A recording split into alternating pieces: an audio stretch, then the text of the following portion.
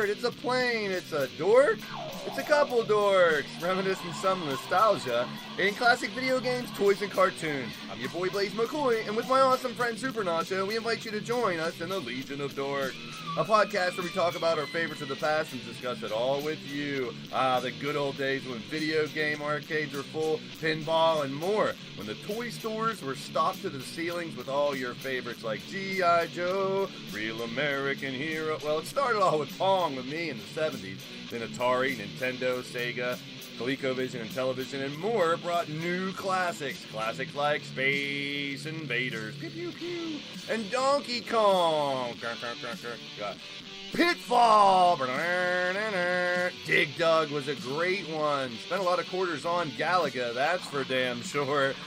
Tecmo Bowl, hut, hut, hut, hut, hut, touchdown, and all the sports games. Super Mario Brothers became an instant classic, so did Zelda and Sonic the Hedgehog.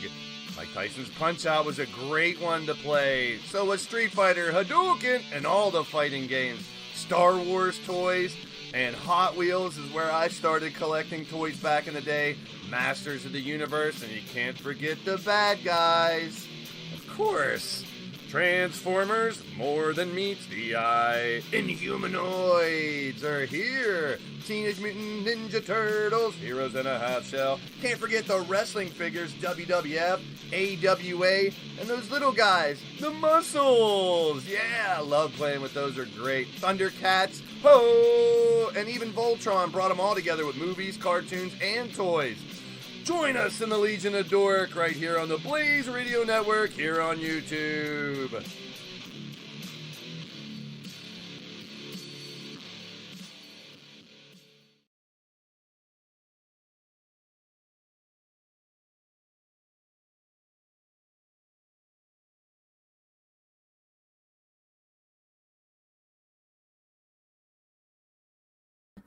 Yo, yo, yo, what is up, everybody? Wouldn't be a show without a couple little kerfuffles to get us going. We got a ton of stuff to cover. Welcome in, welcome in. You're tuned into the Blaise Radio Network, and this is the Legion of Dork. Legion of Dork. Yeah, I know. Just like the Legion of Doom. We are the LOD, but we're a little different. And let's see who's in the live chat. We got a lot of fun stuff here tonight. And tonight's about the kids. It's about when we were kids, about kids today. It's about us being big kids. But right now we got Monstar in the house. Good to see you, my friend. Sean's in the building. The Muffin Man, Count Zraithnock, is in the house. Good to see you. Wally. Good to see you, Wally, of course. There's Cassie Madam Red. Welcome in, welcome in. Chaos Reaper as well. Many members of the channel also showing up. Drop those emojis. And glad to be a part of your day. It's a Saturday. And when we were kids, Saturdays were good for watching cartoons in the morning, plus after school cartoons also. Jessica Vesuvius says, boom! Welcome in. Great to see you. Yeah, Aggie's in the house. Great to see you. Well, I'm making sure everyone knows about this, man. This is something that we've talked about. We've discussed with a lot of friends before.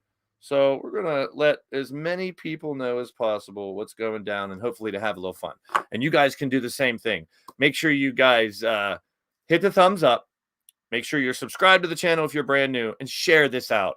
This is something I think a lot of people, old and new, will really love to check out. There's my brother. What's up? Yeah, of course, the Snorks. I got a controversial theory about the Smurfs, too. We'll be talking about that very soon. Grinder Gang! Welcome in. We have, well, it started with about 50 or 60 cartoons. We got all the way up to 113 cartoons to talk about today. Super Nacho's in the house. He's not only in the house, he is here with me today. Let's welcome in the moron of steel, the man who could leap tall buildings with a running start.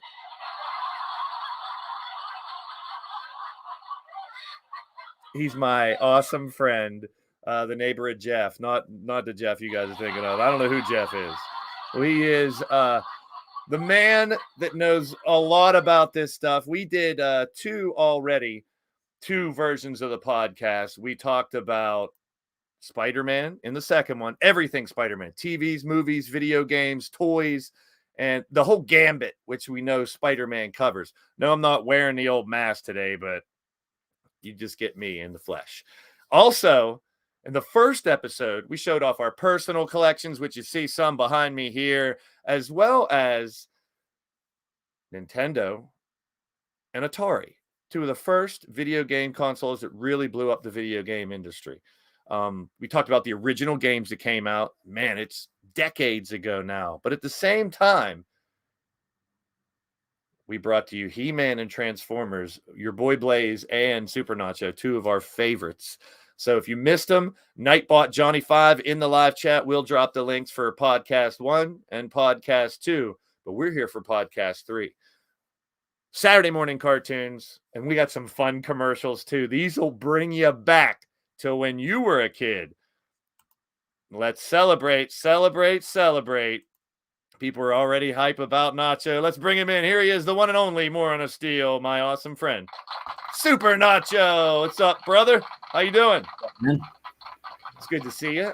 My expert on a lot of these things. I know we've talked behind the scenes about a lot of toys and movies and cartoons, comic books even, and how they all blend in together. And we're going to see a lot of that to do, right? Yeah, like the list you have is insane. Well, it kept growing like a damn fungus, man. I looked up top 80s cartoons. Then I realized, and you'll know too, a lot of these were in syndication from the 60s and the 50s and the 70s. We can't leave those out. And the more I found and people were giving me shit for the other day because I almost left out Rocky and Bullwinkle. Oh, yeah, you don't want to leave them out. And that was a classic. Nintendo made out of nachos. Oh my God. The banter's already started, Nacho. You know it. He's a baby. Yeah, we got people that are 20, 30, 40. Hey, I'm almost pushing 50, but it's the kid inside of us, man, that really lives through. And we talked about on one of our old podcasts, one of the first ones, how it's become more cool to be in this type of nostalgia, plus the value associated with these lot things, right, Super Nacho? Oh yeah, like it's just crazy. Like I've said before, like how insane it is that the stuff we used to get picked on and beat up for liking is now like what's the forefront of pop culture. Yeah, and our old toys can put our kids through college if they're in the right ones and in good shape. Yeah, if you look it up, I've looked up some too, and we talked about collectible cards because I'm a card collector too, and the old cards that used to be worth a lot aren't as much as even the newer ones that come out. However, they've bled into the Pokemon stuff and even Marvel cards. I saw they have a new set of cards that just came out, Marvel cards, and someone was opening them up. Even some old ones. I think it might be a couple years ago, but they were opening them up, and I had to look them up, and damn, they were expensive just to buy a box of cards. But collectible cards is one thing. Now that these toys have become collectibles, and even more so because, like you said, we don't keep them in the box. We want to play with the damn things. Yeah, they're meant to be what really brings value if you still have them in the container in really good condition. Plus, we were talking about toys that are 40 years old. Yeah, which, even more so back then, people weren't the type to leave it in the box and think it was going to be worth money. They were toys, The rarity makes it even more rare by people opening them up and playing with them, and that brings more value to collectibles. But we got a lot to cover. The cartoons are some of my favorite. I think I only showed you a couple, but we're gonna start us off with a commercial. Then we're going to get into our first segment. We've broken these down because we had to. 113 cartoons. We're just going to show it. And I want you guys to give us feedback in the chat. Which cartoons were your favorite? Which ones did you like? And if we left any out, which I don't know. I highly doubt. There might be one or two. I'm sure we did. Like, there were so many goddamn cartoons on Saturday morning. And I want to talk a little bit more about the cartoons. And I had notes here somewhere just because it's changed. The cartoons were regulated at a time where the FCC came into play, and the Children's TV Act of 1990 changed how we viewed it. They realized that kids were a huge marketing segment because of these cartoons. It became more educational, more informational, that they were requiring a lot of these commercials and cartoons to have. So all these regulations from the FCC And it changed marketing and advertising for toys, for movies, for comic books and stuff like that. Everything, because like we talked about, they're all intertwined. Spider-Man's probably the best example, as we talked about in our last one. He-Man was actually the start of that. That was the first cartoon after the Reagan administration lifted the restrictions, saying that, we do have to mention our guest Ivy is here today as well. So we want to welcome our special guest Ivy to the podcast. Everybody say what's up to Ivy. She's our special wizard here. It's going to take us through, and it's all about the kids. Like I said, this is what started when we were kids, and now kids today as well don't get the same experience, but they can just look it up on the internet, any cartoon they want. It's amazing. I think it's a beautiful thing. One thing, Polly is actually me. From Alfie Show. There you go. There you go. Well, it's good. It's always good to have the kids' perspective too, and we will, and even the big kids like us. But in 1996, they had what they called the Kid Vid rules, which even regulated it more. We're used to things like Electric Company, Sesame Street. They were always educational, trying to teach you wrong from right and what to do, what not to do. And a lot of these commercials started to do that too. And you'll see that when I start showing these commercials, how it really changed content that was on TV and what was fed out to all the kids. So we'll be back right after these messages. And of course, we're a great lead in. We'll return after these messages. Picture pages, time to get your picture pages, time to get your crayons and your pencils. Picture pages, open up your picture pages, time to watch Bill Cosby do a picture page with you. Picture pages, how about that one, huh? I remember those. You do the little doodle. And I never got one of those pens. You had to send away, I think, for the special pen that they had too. Which, once again, marketing get you to buy stuff, get you to do stuff, and I know a lot of the Bill Cosby jokes will go on out there, but he was huge back in the day to get information to people. Rob Machete's here. Good to see you, Rob Matchett. We have segments. Everybody's waving to Ivy. There you go. Everybody's saying hi to you. Hi. Grinder saying hi. Chance says hi as well, and he's going to see himself out. Oh, poor Chance.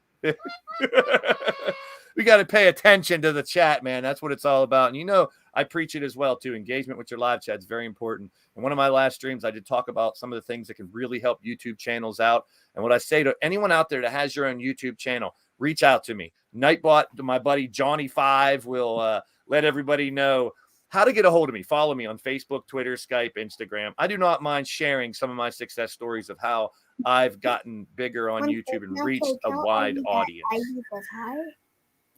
Don't read it out loud while he's talking. Mortimer.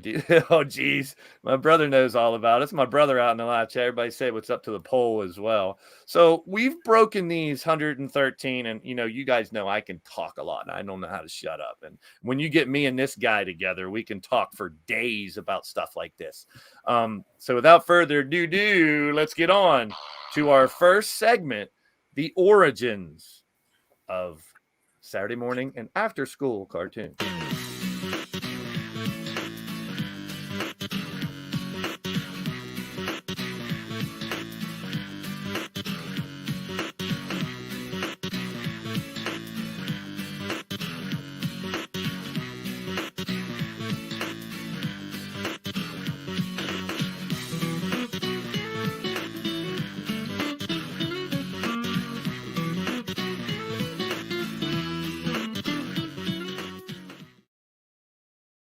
I love the old 8-bit songs that I've found that we can rock to for all these little segments. All right, so let's get down to business. We're going to go right through these. I want you guys in the live chat. Let me know which ones remind you of your childhood, which one of your favorite. Oh, great. The Muffin Man's going to be on his best behavior. Yeah. Count. All right, let's get right to our first one. And there's Nightbot going to drop all the links to the first two shows. If you guys missed them, He-Man, Transformers, Atari, Nintendo, and my favorite, Spider-Man. All right, let's bring up our first set of cartoons and go way, way back for Saturday morning style. The Archies, 1968. Jughead and the crew here. Very cool, very cool. And a lot of these, like I said, started before the 80s, but in syndication and stuff, they would play them as we got older and into the 80s in the Saturday morning days. So the Archie's definitely iconic. And Nacho, you feel free to chime in if you got anything to say about some of these, because we're going to burn right through them. We're now down to 111 still to go after this one.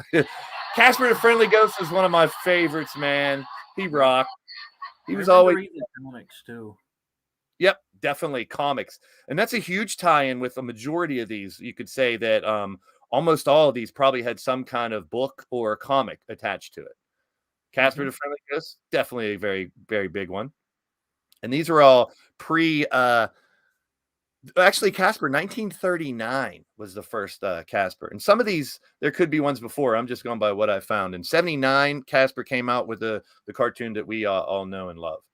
The Fantastic Four. We've seen a bunch of different movies already from this one, Nacho, huh? Yeah, they're supposedly doing another one. They're going to keep trying to get it right, I guess. Well, this one will be in the MCU, so whether it's good or not, we'll be stuck with them for a while. True, very true. Fantastic Four, 1967 was the beginning of the Fantastic Four, and there you see, you can tell by the art. It's very ancient compared to what they can draw and do today, especially with CGI and computers. Well, especially back then, all the animation was done by hand. Yeah. Yep. I've watched a thing where they used to do the slide by slide by slide, and that's just, it seems so tedious, so crazy. But hey, it's Fat Albert. There he is. These were hilarious. I don't know. You guys in the live chat can chime in if you remember some of the characters and stuff. I remember Fat Albert, but I probably couldn't name any of the other ones. Let's see. There's Mushmouth. Mushmouth. That's the guy with the hat pulled over his eyes. Yeah. Isn't there like a crazy Eddie or something like that?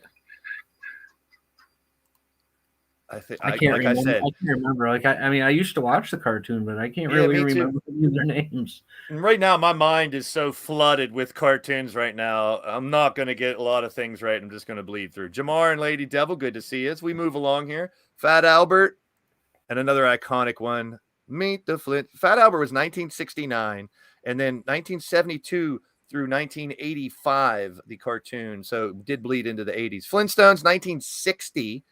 Was the beginning of the Flintstones, and 1977 was the cartoon that most of us saw in the 80s for the Saturday morning cartoons.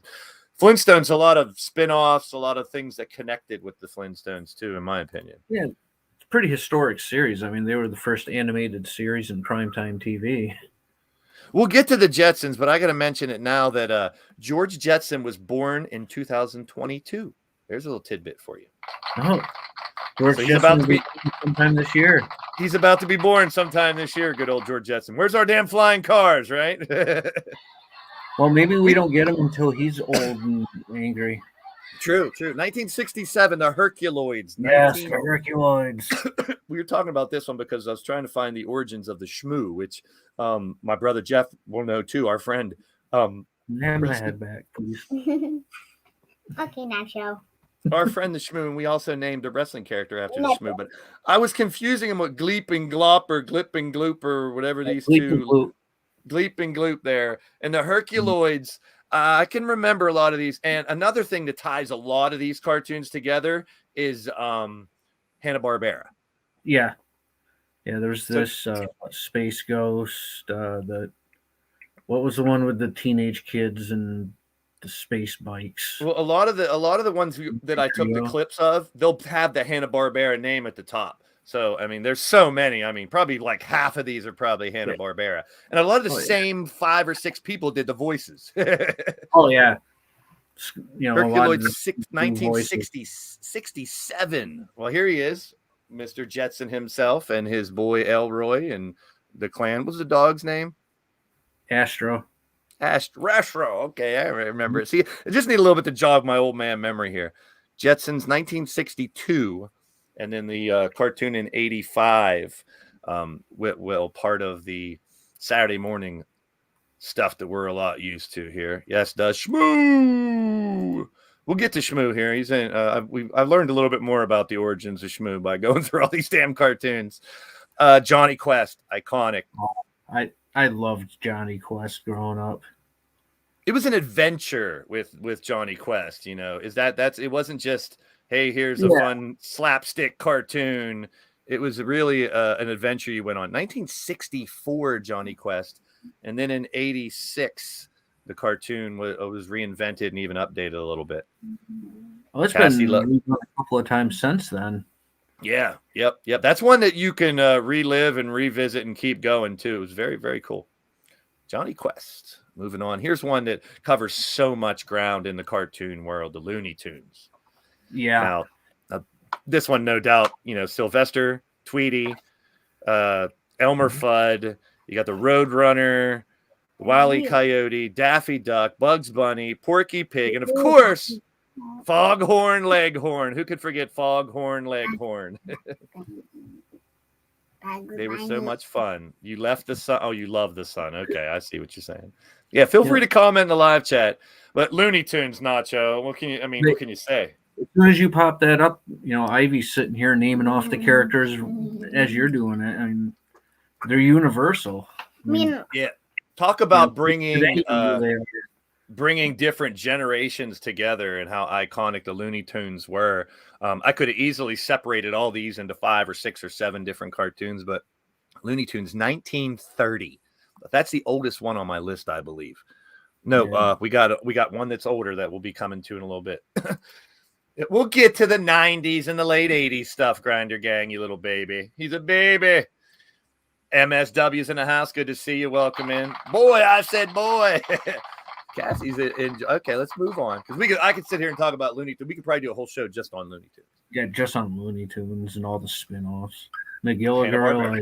Magilla Gorilla. This one, 1942 through 1967.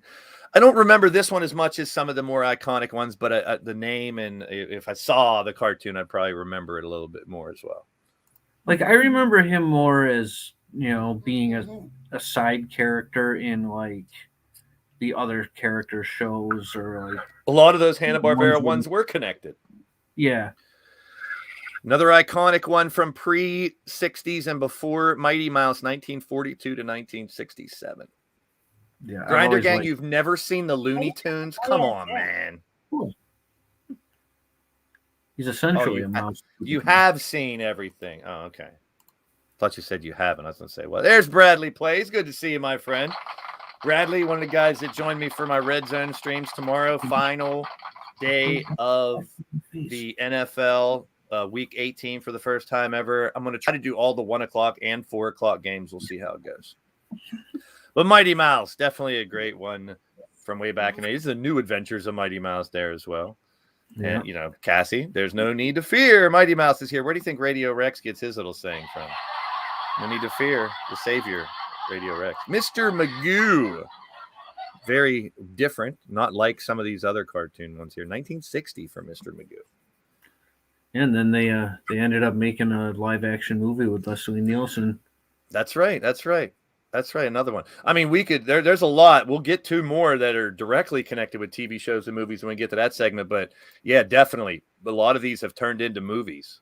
Just like we talked about how all the superheroes and stuff turned into movies too later on. 1963 and then 1969 again they released a different version of the Pink Panther. A lot of action movies there where I remember back in the 80s as well, the Pink Panther. Yeah, and that's another one that still goes on. You know, I mean, they've tried rebooting and bringing it back a few times over the years. The Pink Panther. I've seen some videos of him on YouTube Kids and YouTube on the Nintendo Switch and on my tablet. Mm-hmm. Yeah, Pink Panther, it never dies. He's going to stay alive forever, man. These are iconic and they'll live on forever. They are very. Oh wait, this is the one I was thinking about. Popeye, 1929. Popeye, and of course the Popeye's Robin Williams movie from the 80s. I loved it a lot. That was a classic as well. Olive Oil, Brutus, of course. Yeah, I can't remember what the other guy's name was. Like he had two different names. He was Brutus and Bluto. Yeah, Bluto. Bluto's the more famous, like more popular name, but like a lot of people forget he was called Brutus for a while. Popeye, Crushing Kelly remembers Popeye, Popeye the Sailor Man. So many iconic songs and themes that are attached to all these. Now, Yeah, I picked Cassie got one. I'll gladly pay you Tuesday for a hamburger today. Yes, there it is. There it is. What's Yeah, that good dude's old name, Wimpy. man? Wimpy. Of course, Yeah. Machete would know Wimpy. Wimpy. Sleepy on Wimpy, the Wimpy, floor. Wimpy. Great characters for Popeye. I could watch that movie now with Robin Williams and still probably laugh my ass off. Oh God, yeah, he was brilliant in that. I don't think anybody else could have done that as well. No, I loved him in every movie he's ever done, I think. I can't pick a bad one. 1959, Rocky and Bullwinkle. Of course, Cassie. Natasha's in here as well. And I love me some Natasha. And very, very fun with these two. Always slapstick once again. Bullwinkle and Rocky always messing around with each other. Whoever knew that a moose and a squirrel would be entertaining? Yeah. That was a fun show. I remember seeing it in reruns a lot. We can go all the way up to and we'll talk about a little bit of the 90s, like the Ren and Stimpy stuff. And you're like, what were they smoking? What kind of drugs were they on? We're doing some of these cartoons. And there's a lot of psychedelic stuff from the 70s into the 80s as well in a lot of these cartoons. Oh, definitely. I mean, we could get into the live action shows from back in those days, too, that really were HR Puffin stuff and some of those really crazy ones, too. I love HR Puffin stuff. We'll save those for another. That could be a whole nother show, man. Oh, the Sid and Marty Krofft stuff, yeah. Yes, that's what Sid and Marty Krofft. Yes, indeed. Witchy Poo and the dude with the flute, the boy with the flute. Those are great stuff, man. Scooby Doo, where are you? Scooby Doo had a lot. Happy, joy. Yeah, there you go. Yeah, Scooby Doo, Scrappy Doo. Yep. That's an evergreen. It seems like there's always some new Scooby Doo project in the works. Yeah, Kelly knows. Ruby. Is there a Scooby Doo cartoon like current right now? No, it's the regular. No, I know that is. I'm saying, is there one that you guys watch at home? No, on my tablet, on my TV, though. You watch old ones? Yeah. I know that, they've always got something going on with Scooby Doo. I'm a big fan. Sean Stryker, good to see you. And there's we'll touch base on it in the 70s, but I remember when the Harlem Globetrotters would do their spots in some of these cartoons as well. They'd mix them in. But Scooby Doo's The Adventures, always trying to solve something, those meddling kids and all that good stuff. I don't think Daphne, I couldn't name all the people in this one either, but I know Scooby, and there was always Scrappy Doo and different ones like that too. Ruh-roh. Fred is the one in the white shirt, and Shaggy, Velma. Velma, yes. Gotta love yourself some Velma. A WWE Scooby cartoon. Yeah, that's right. God bless you. Sean Stryker knows all back in the day. Scooby-Doo, 1969. But of course, like I said, all these prior to the 80s still were played in the 80s as well a lot. There you go. You mentioned Space Ghost earlier. Yeah, syndication, they called it. Some Space Ghost had some dark humor. I mean, it was some innuendo in some of the Space Ghost stuff. Oh, yeah. I loved Space Ghost, though. Space Ghost was so much fun. Even before the talk show thing they did. Yeah, yeah. The actual Space Ghost cartoons were great. 1966 into 82, Space Ghost. Very good stuff. Fred, there you go. Some people help me out. There you go. Thank you, Lady Devil. Shaggy, Scooby, Velma, Daphne. Iconic. Like I said, I'm just over. Cassie took it even a step further. Named them all. Go Speed Racer, go! Oh yeah. I almost forgot Speed Racer, dude. That's when I was right about at 100. I was like, I kept messaging Nacho. I was like, dude, we're at 80. We're at 90. I can't stop. I'm over 100. I was gonna go 80 in the 80s. Would have been cool. I was gonna stop at 80. But, yeah, that would have been cool. But I was missing out people like Speed Racer, Racer X, and those cartoons originated in anime type style. Yep, Japan. Yep. That's why like the mouths move super fast when they're talking, and why a lot of the dialogue is the way it is they're filling the movement of the mouth and not, 1966 Speed Racer, but there was one that came before that in Japan, like we're saying too. So Speed Racer, and they did a live action movie of that too, I think. I forget. Yeah, they did a live action movie of that. Not too long ago, I don't believe. Monstar's back in the building. Chim Chim, yeah, Chim Chim, always hiding in the damn trunk. Yeah, Hilarious. I could looking at skits where they'd hear all the banging and they wouldn't let him out, and then they'd open it up and like the sheep was dead. That'd be considered like child abuse nowadays. Like, what are you doing locking a kid in the damn trunk? Yeah, Speeder finally had enough of him pulling that trick. Yep, okay. The next one, we did a whole show on it the last time, and can't have cartoons without your friendly neighborhood Spider-Man. So many reincarnations of it, dude. We didn't even talk about cartoons when we did that show. Yeah, we very briefly touched on because of the toy line. Like if we could do a whole episode just in Spider-Man cartoons. We did the toy line, which there was probably over a dozen toys that we covered, the specific toys that you sent. Then we did the video games, which there was over 30 different Spider-Man video games, including all the Game Boy ones and everything in between, and PC games and Commodore 64 and everything. But Spider-Man, my favorite, of course, very iconic, and it bleeds into every category that we cover here on the Legion of Dork. Yeah, I mean, he truly is Marvel's cash cow. People try to say the X-Men, but Spider-Man is higher than the X-Men. I can see the argument because there's more of them and they bleed out toward, but Spider-Man's been there. Like this is 67, and it was the original cartoon in 81 that we talked about, the live action show in the 80s. All the movies, the new movies, the animated movies that are dope. I love the animated movies too, and I can't wait for the new ones of those to come out as well. We got to move on from Spider-Man. I'll sit here for an hour just talk Spider-Man. We're almost done. Tom and Jerry, classic. 1961. They made a live movie. Me and my dad watched it. Yeah. Oh, that's right. They did have a live movie of Tom and Jerry. I mean, talk about slapstick and the cat chasing the mouse. You can't get more iconic than that. 1940, Tom and Jerry started. Yeah. Tom and Jerry. Tell them about a blank. Yeah. We talked in the Spider-Man when me and Nacho were talking about what we used as webs and stuff. I used Mom's pantyhose once as a web, and using a blanket as a Spidey web. And we talked about all kinds of creative ways to try to be Spidey. Climbing the wall. Tom and Jerry's iconic. Here's another cat along with Tom and Jerry. Goes back just about as far. Yeah. Another Hanna-Barbera. Yep. Spider-Man's Amazing Friends, X-Men appearance. Wolverine had an Aussie accent. There you go. Oh, that always. Turbo Teen, where kids turn into a car. Remember that one? Yeah, I remember Turbo Teen. Well, Machete's the first one. You win the prize, Machete. That's not on the list of 113.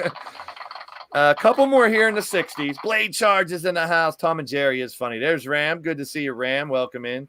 Underdog. Underdog was great, man. Top Cat is the ish. Go ahead, Grinder Gang. What you know about Bird Top Cat? Plane, it's a frog. Underdog, bringing the funny comedy end to a Superman type figure, definitely. I know someone else that does that very well. I just can't think his name right now offhand. It's a dog, it's a plane, it's a pickle. It's Underdog. Underdog was a great one, man. That brings back a lot. That's another one they made a live action movie of. Woody Woodpecker. Yep. Woody Woodpecker is one of my favorite too.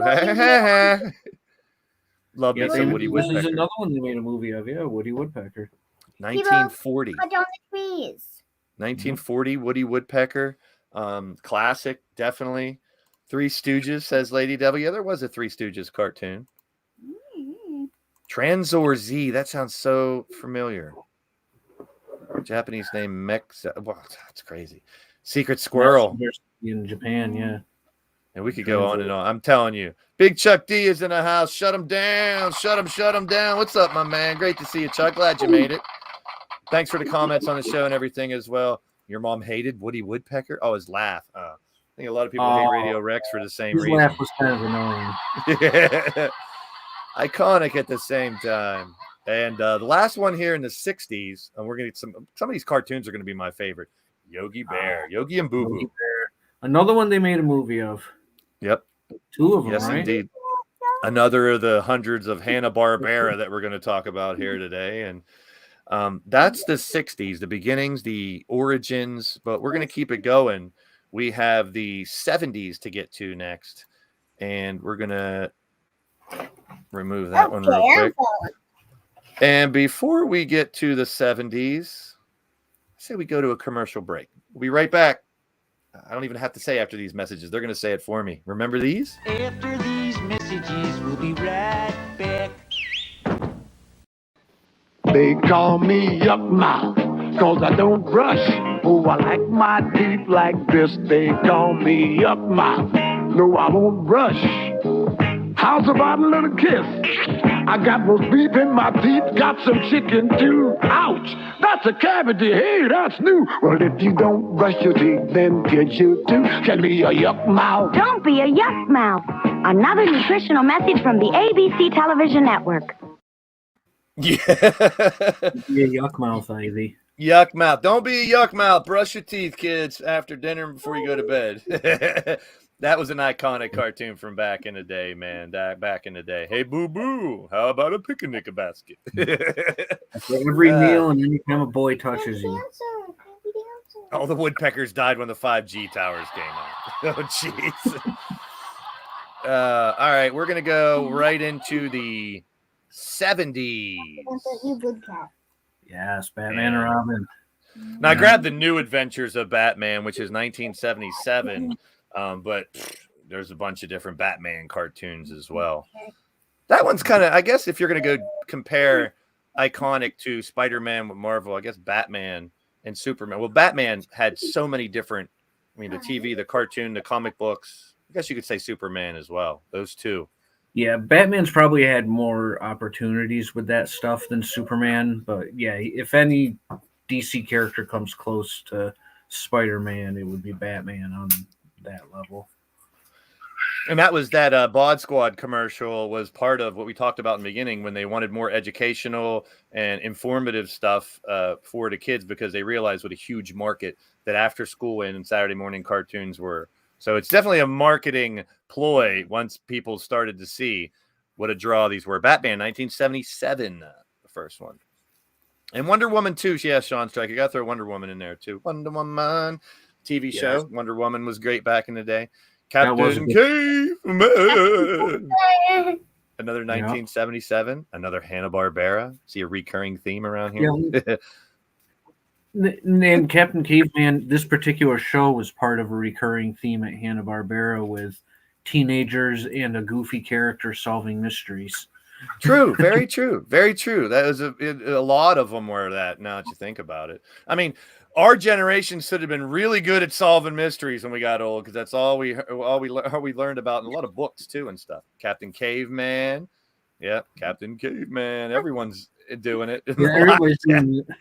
You got to. That's as soon as you see Captain Caveman, that's the first thing you think of. Another iconic one. It's so iconic.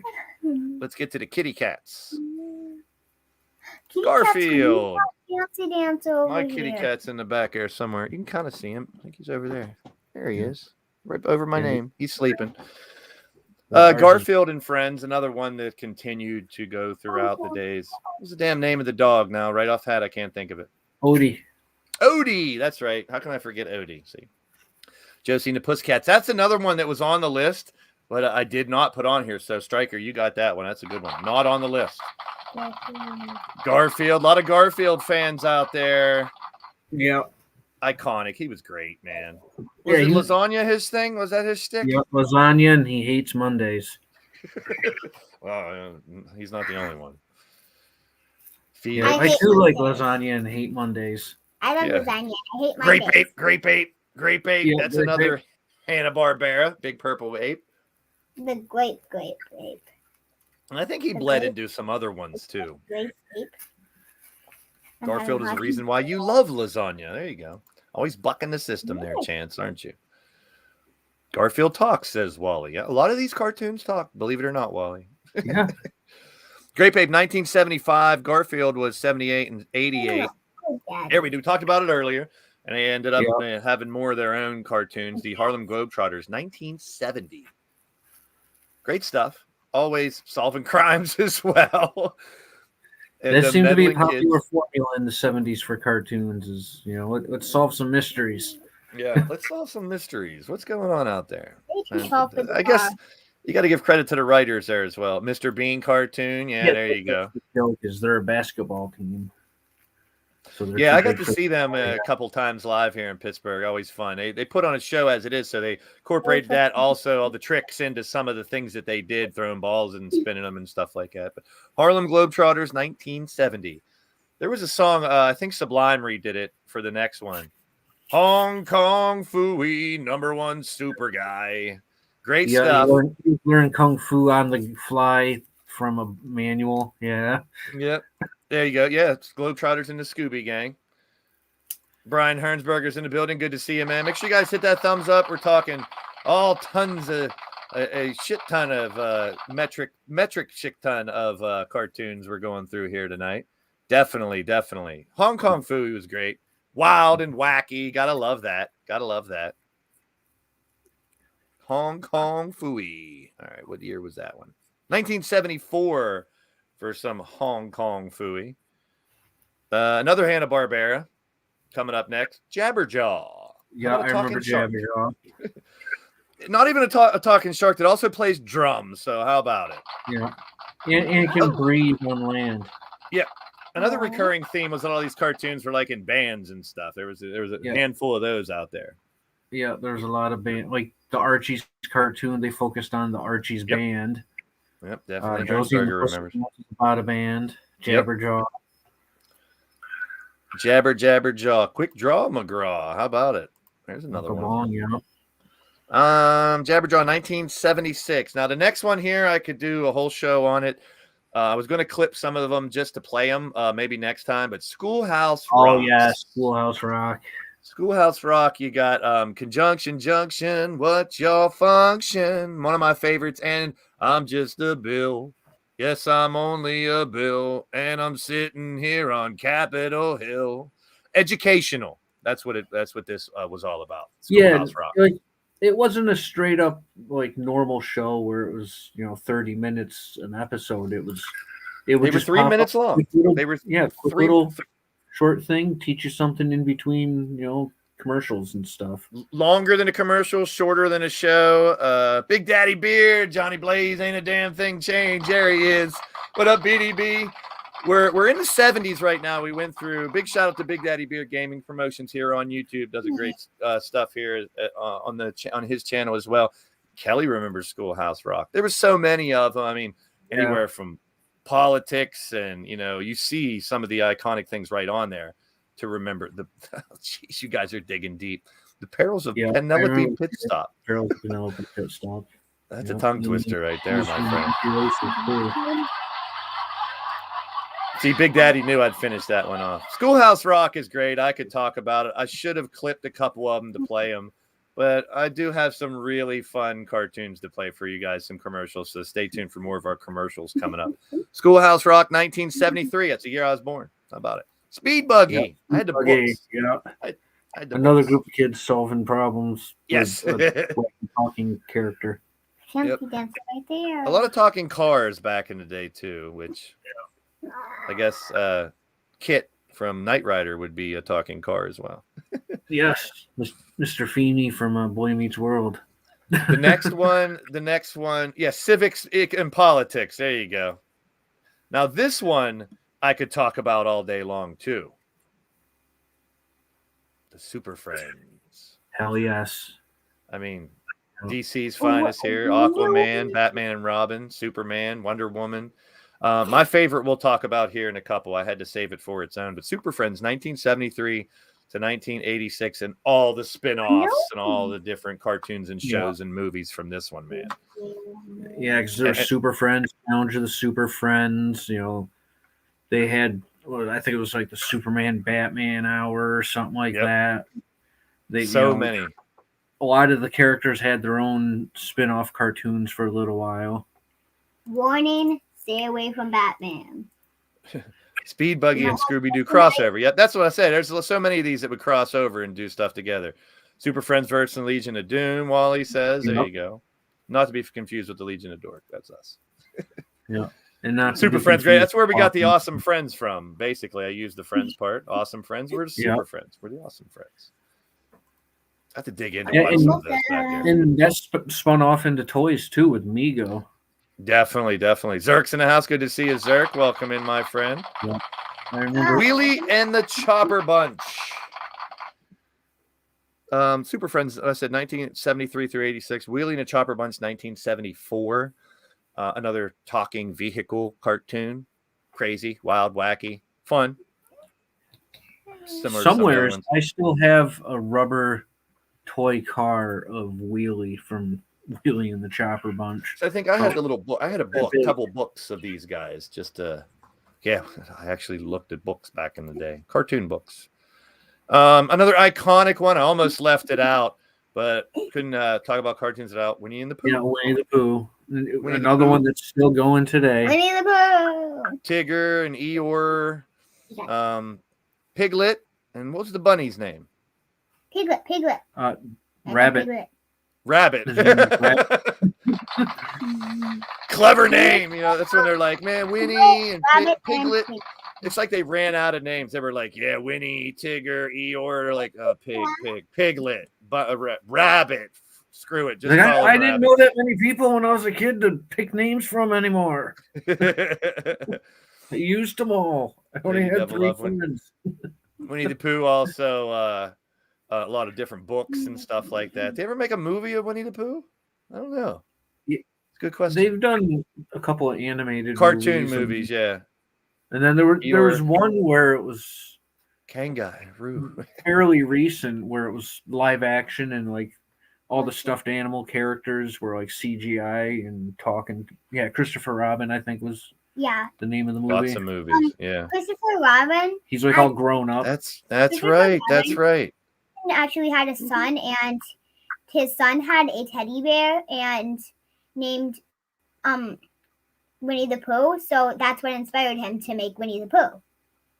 Oh, we're getting facts from Ivy here. I love it. Air Cassie's the one with all the names. Rabbit, Eeyore, Piglet, Owl, Kanga, Roo, Tigger, and Pooh. Did you sing a song to remember that, Cassie? For some reason, I think you had a little song in your head. The way she got it written out. Some kind of last one here in the 70s. And like I said, we're focusing on 80s cartoons, but most of these were shown in the 80s during after school and the epic Saturday morning cartoons. And we're about to get into the fun stuff for the 80s. Had to have Wonder Twins powers activate. I'll turn into a cool animal, and I'll turn into something completely useless that'll somehow work its way into the equation. Form of a bucket of water or an iceberg. Wonder Twins, part of the Super Friends, but I had to separate them. 1977, the Wonder Twin powers activated, you could say, and it was always fun because it was the intrigue. It's like, what the hell are they going to turn into this time? What inanimate object will they become? Yeah, and it's like it's really unfair the way they divvied up the powers. She gets to turn into all these cool animals, and he turns into like a bucket of mop water. He's like a tidal The wave. water could be helpful if someone took. But he never gets to be sister. the cool, the hero. It's like, True, But true. actually, what if someone Girl captures power. his sister and he's stuck as a bucket of water? What's he gonna do? Bounce? Girl power started with Wonder Twin Billy powers. took How about it? his sister into the sewers. He could use the water to go into the sewers, turn back into himself, and fight. And that was a lot of it too, is when they became their powers, it was like she had to carry the bucket, whatever animal she was, or she had to help whatever he was. So they worked together, even though they were so different as Wonder Twins. Good to see a Firestar. Welcome in. Well, Yeah, I that's just always felt bad for him because he got saddled with like the useless powers, really. But the water could shape be of used. an ice bucket. All right, that's 2 of them, and we're gonna get to the 80s. We have 29 of them. In a couple categories, we got TV shows and movies, ones that are directly associated. And like I said, a lot of these bleed into different categories. So there's some in the toys that could be into the shows. There's some in the regular 80s that could be that have toys and video games and movies as well. But we'll get to those.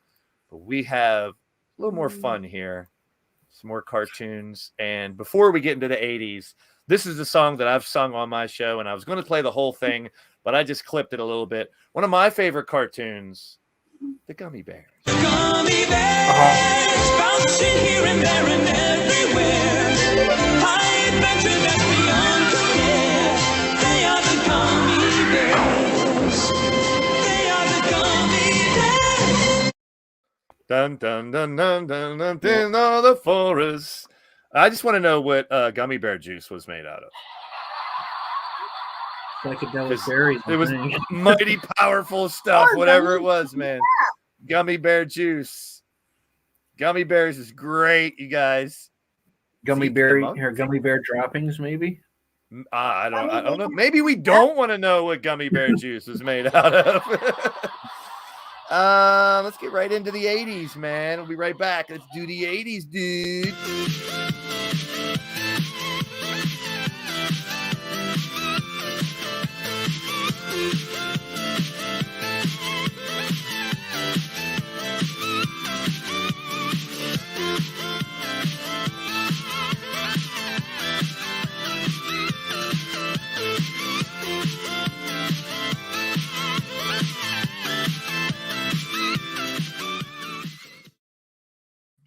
It was communion wine, says Big Daddy Beard.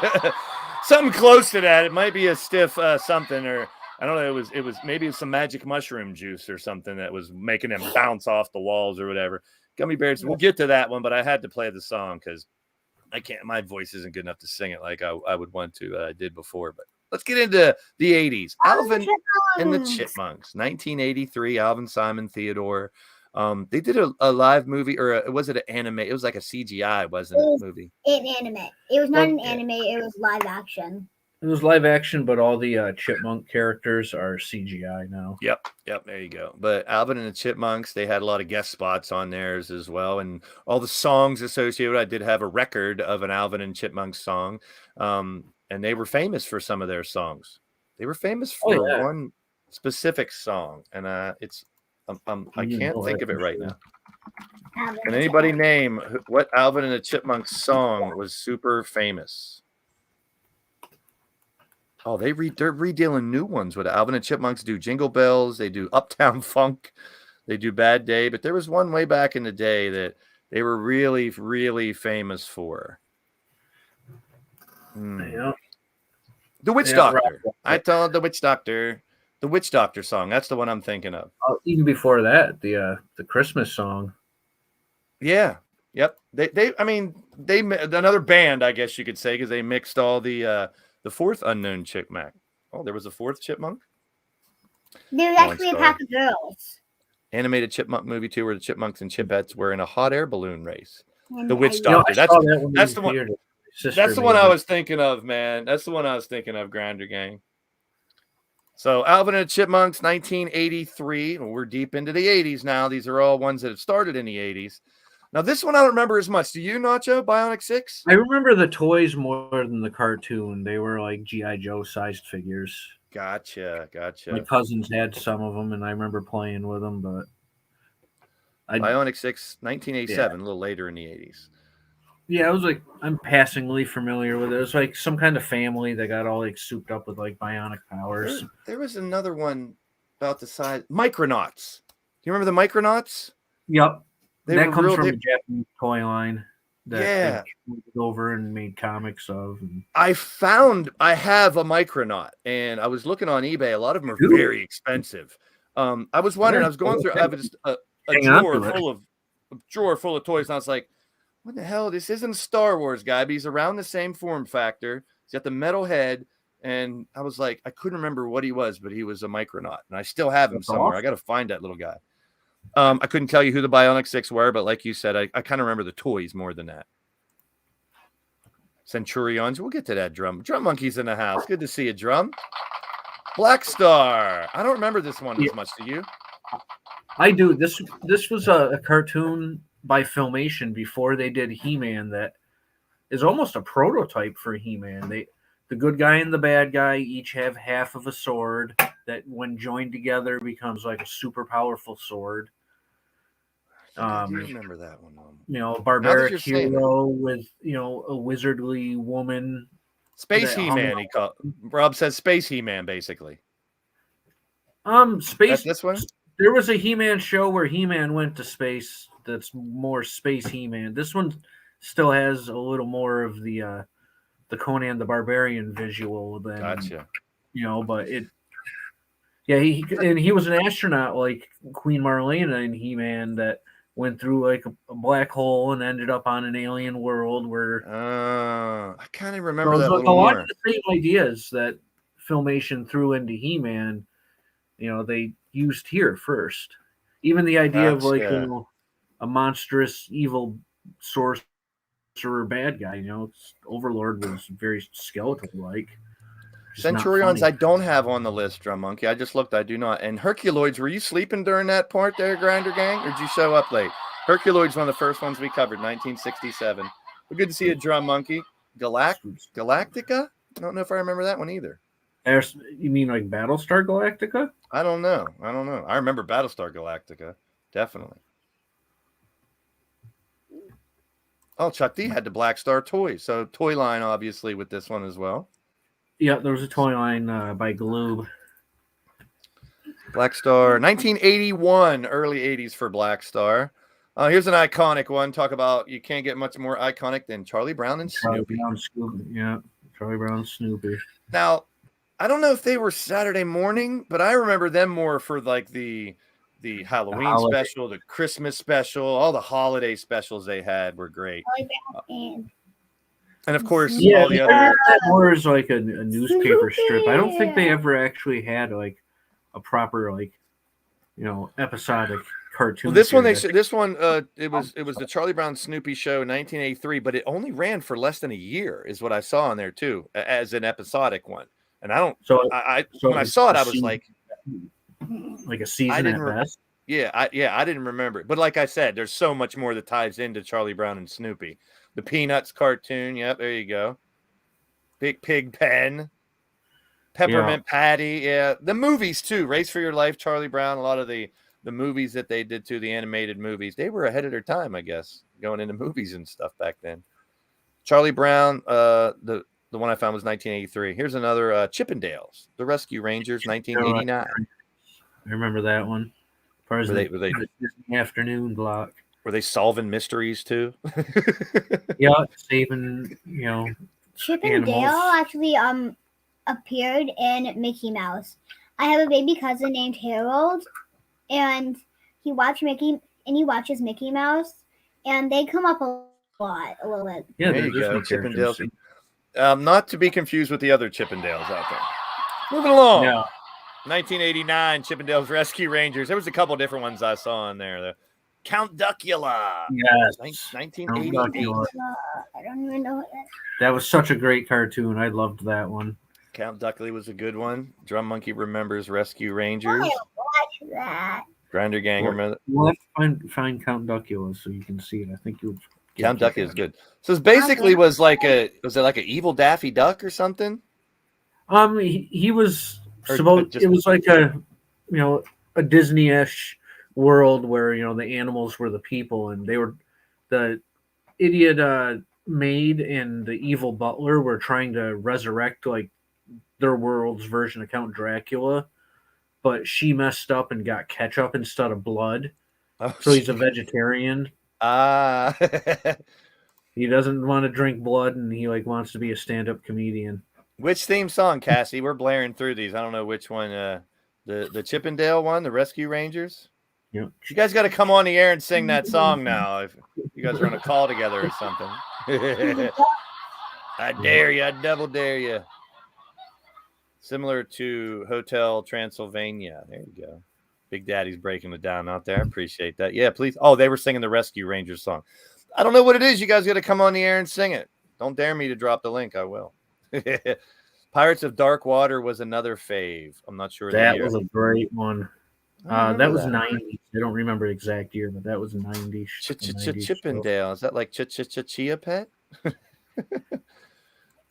Oh, Greg and John's in the house. Good to see you, my friend. Great to see you. Great to see you. Welcome in. Let's keep it rocking. We're rolling through the 80s here. Count Duckula to...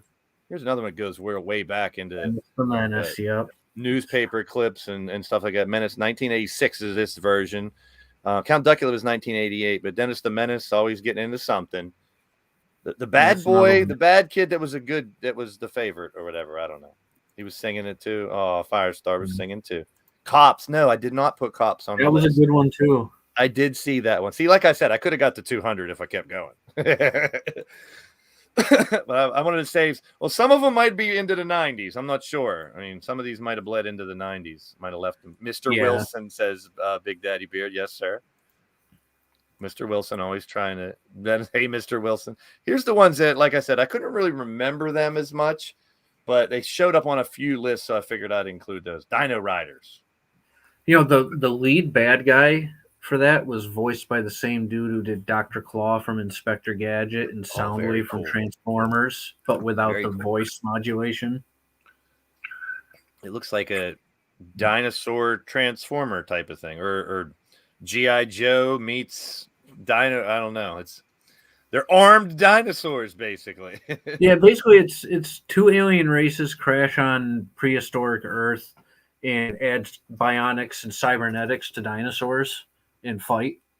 I mean, that's really a scary is thought, man. That's not that huge dinosaurs aren't bad enough. I mean, we saw transforming dinosaurs are one thing, but you're combining them both here. That Dino Riders. How about another Dino one? The figures were really small. Really, like GoBot small, like like tiny little guys. Like an inch to 2 inches, something like that. So Dino Saucers. Alien dinosaurs. We're from a planet where dinosaurs evolved into like the dominant thing instead of humans. Yeah, there's a lot of different. For some reason, I think if I saw this cartoon, I'd be like, "Oh yeah, I do remember it," but I don't remember it. It was actually a really cool cartoon. It's just it didn't get. Well, Dino Riders is 1988. Dino Saucers 1987. And I mean, I was going into high school at that time, so maybe that's why I didn't remember a lot of some of these later in the 80s. This one, a lot of you guys are going to remember. The DuckTales. Another one connected to Disney. Yeah, DuckTales was great. So Cassie's a Dino Saucer fan. DuckTales, Scrooge McDuck and company there. DuckTales. The NES tie-in game is rated really highly on a lot of people's favorites list. It's also Webby. That's my favorite character, and the only one I can remember besides Scrooge, right? And Donald. Who are the little ones? Huey, Dewey, and Louie? Is that who the little ones were? Yep. Huey, Dewey, and Louie were the triplets, the nephews. DuckTales 1987 as well. And this one, talk about Disney. Good Morning Mickey, 1983, but you can take Mickey way back into, the iconic cartoons and movie stuff and just about everything. I mean, it's Mickey Mouse. You don't get very much more iconic. Launchpad, says Jeff, my brother. Launchpad. DuckTales on VHS, says Cassie. Do you have a VHS player? That's the thing now. Launchpad McQuack. Oh, my goodness. Yeah, and then he was on Darkwing Duck after. Yeah, there you go. I don't think I had Darkwing. That one might have been 90s. I'm not sure. But Good Morning Mickey. And here we go. We just saw the commercial for it before. Freaking gummy bears. Which they did have toys for gummy bears, too. They had actual gummy bears. Now, that's, I mean, if you think about the gummy bears that you eat, I don't think you'd want to eat these ones. These ones are furry. Mm. But the Adventures of the Gummy Bears just is one that sticks in my head a lot. Everyone loves Launchpad McQuack. They are the gummy bear. Big Daddy, I played the song. I don't know if you got here before I played the song, but I had to play part of that song. Danger Mouse. I don't know if I had Danger Mouse on. Yeah, Danger Mouse was another fun one. That's what I mean. Once you start going, you go into that proverbial rabbit hole, and next thing you know, I could have easily got to 200. You still got your VCR. Good. That's where a lot of these are probably buried. But that's the good thing about the internet now. All you got to do is Google or go to YouTube. You can find any of these cartoons to watch. And that's another rabbit hole you get into. Like I kept, if you saw the messages I was sending Super Nacho, it was literally, I found 5 more. I found 10 more. I can't forget these ones. Oh, you did hear it. Time. Yeah, it is. It is. Tailspin. Oh, yeah, Tailspin. He's singing songs. See, if I didn't know you and Cass were going to sing songs, I'd have brought you on the show with us. Gummy Bears, 1985. From Bears, let's go back to Kitty Cats. Heathcliff. Yeah. Not to be confused with Heathcliff Huxtable. This is Heathcliff the cat. Another cat getting into mischief. Yeah. And then the other half of the show was Riff Raff. I don't know, I'm kind of Garfield over Heathcliff. I don't know. I like both. Bring back I like Heathcliff a little more because he actually got out and did things. Whereas Denver the Last Dinosaur, I did see on one of the lists. I did see that's that. a good one too. Denver the Last Dinosaur, yes. A lot of Heathcliff fans out there. Big Daddy, Lady Devil remembers some Heathcliff. Definitely feel free to chime off in the live chat if you see ones that you like or you remember, man. Danger Mouse, Jessica remembers Danger Mouth. Oh, good grief. Oh, crumbs. Heathcliff. Trump's Garfield. Oh, come on, Drum Monkey. No, you're cruising for a bruising. You're asking for a fight. Oh, you're right. What did you say the other one with Heathcliff was? His counterpart? That was one of those shows where half the show was Heathcliff and half the show was the other group of cats. It was Riff Raff and the Junkyard Riff Raff. Cat. Yeah, that's what I was thinking of. Garfield over Heathcliff, but Calvin and Hobbes over both. Yeah, I agree. Calvin and Hobbes are better than all. Now let's go to another kitty cat. Betty Boop. Damn, Machete, you're going way back. Hello Kitty. Furry Tail Hello Theater. Kitty. Remember, you used to have a lot of Hello Kitty stuff when you were little. Hello Kitty wasn't just toys. It was everything. They had Hello Kitty on everything, man, back in the day. It was a marketing plethora. Anything you could put Hello Kitty's face on, it would sell back then. So, yeah, I mean, it's still a big money maker for the company that owns it in Japan. They're still putting Hello Kitty's face on stuff today. So Gummy Bears was 85. Heathcliff was 1980. Hello Kitty 1987. Now this one, I showed my number one comic book of this one, and I forgot I even had the comic book until you brought it up. The Inhumanoids. Such a great toy line. I love the cartoon and comics too. Talk about it checks so many boxes for me. Yep. It's got kaiju, giant monsters. It's got super science soldiers, cool vehicles. Subterranean world. I mean, in one of the episodes, like the main bad guy brings the Statue of Liberty to life and marries her. And she becomes like a nagging housewife. That's clever. What do evil anymore? What kind of drugs were whoever made the Inhumanoids on, right? Good for them, because that's some creative stuff. They could come out with a movie one now with all the CGI and stuff, man. You'd think a Inhumanoids movie now would really be pretty crazy. It's kind of weird they didn't make an Inhumanoids movie now. Oh, I know. Like, it would be so easy. I mean, CGI, what they got, it could be amazing. Inhumanoids 1987. And I do have that number one comic book, even though I have a lot of comics. I did have that one for some reason. One of my favorites. Go Inspector Gadget. Yeah. Very cool. All the little tricks he had up his sleeve, or in his hat, I guess I should say. And his sleeve and his hat. He had tricks true. all over Just about everywhere. His shoe, everything. A little bit of solving crimes and stuff again. Inspector Gadget, recurring theme. And the movie, of course, they came out with the movie. Was it Matthew Broderick or someone who played? I forget who played. They did one with Matthew Broderick, and then they did one with the guy from Third Rock from the Sun. I can't think of his name. Inspector Gadget. We got a lot. Go Gadget oil slick. There you go. He had a Go Gadget everything. He could be like Go Gadget nostril hair, and he'd have like tentacles or something coming. Lady Devil wants to play the bad guy. I'll get you, Gadget. Of course, Inspector Gadget, cool cartoon. Wally enjoyed it as well. One of my favorites, definitely up there in the list. Inspector Gadget, 1983. This one I didn't remember as much until saw some of the pictures. I kind of remembered a little bit more. This message will self-destruct. There you go, Big Daddy. Jason the Wheeled Warriors. Remember this one? I do. I remember begging my parents for the toys for this when we'd go to the store because the toys were just so cool looking. And the cartoon was really cool, too. It's about a scientist who experimented on plants and ended up creating a race of intelligent, evil plants that could morph into vehicles. And his son, the kid with the white hair streak Yeah. in the center there, was like the hero and had this good root that could stop the bad ones, but they had to find the father, and they had all these vehicles that they came with. That's So why I that they kind could of, when fight you said the toy evil line, I'm point. like, I kind of remember the toy line too. And when you're, that makes me think of Yeah, like the main French. bad guy in the picture there, his vehicle form, he had like a big saw blade on the front of it. That's right there. See, when I saw the name, I was like, that rings a bell. I couldn't really place it, but now as you explained some of it, I do remember a little more. French Stewart played the Gadget sequel, and loved That's the the Matthew guy's Broderick. name. Yeah, he was on French Third Stewart. Rock from the Sun, the weird middle brother. Go Gadget Copter.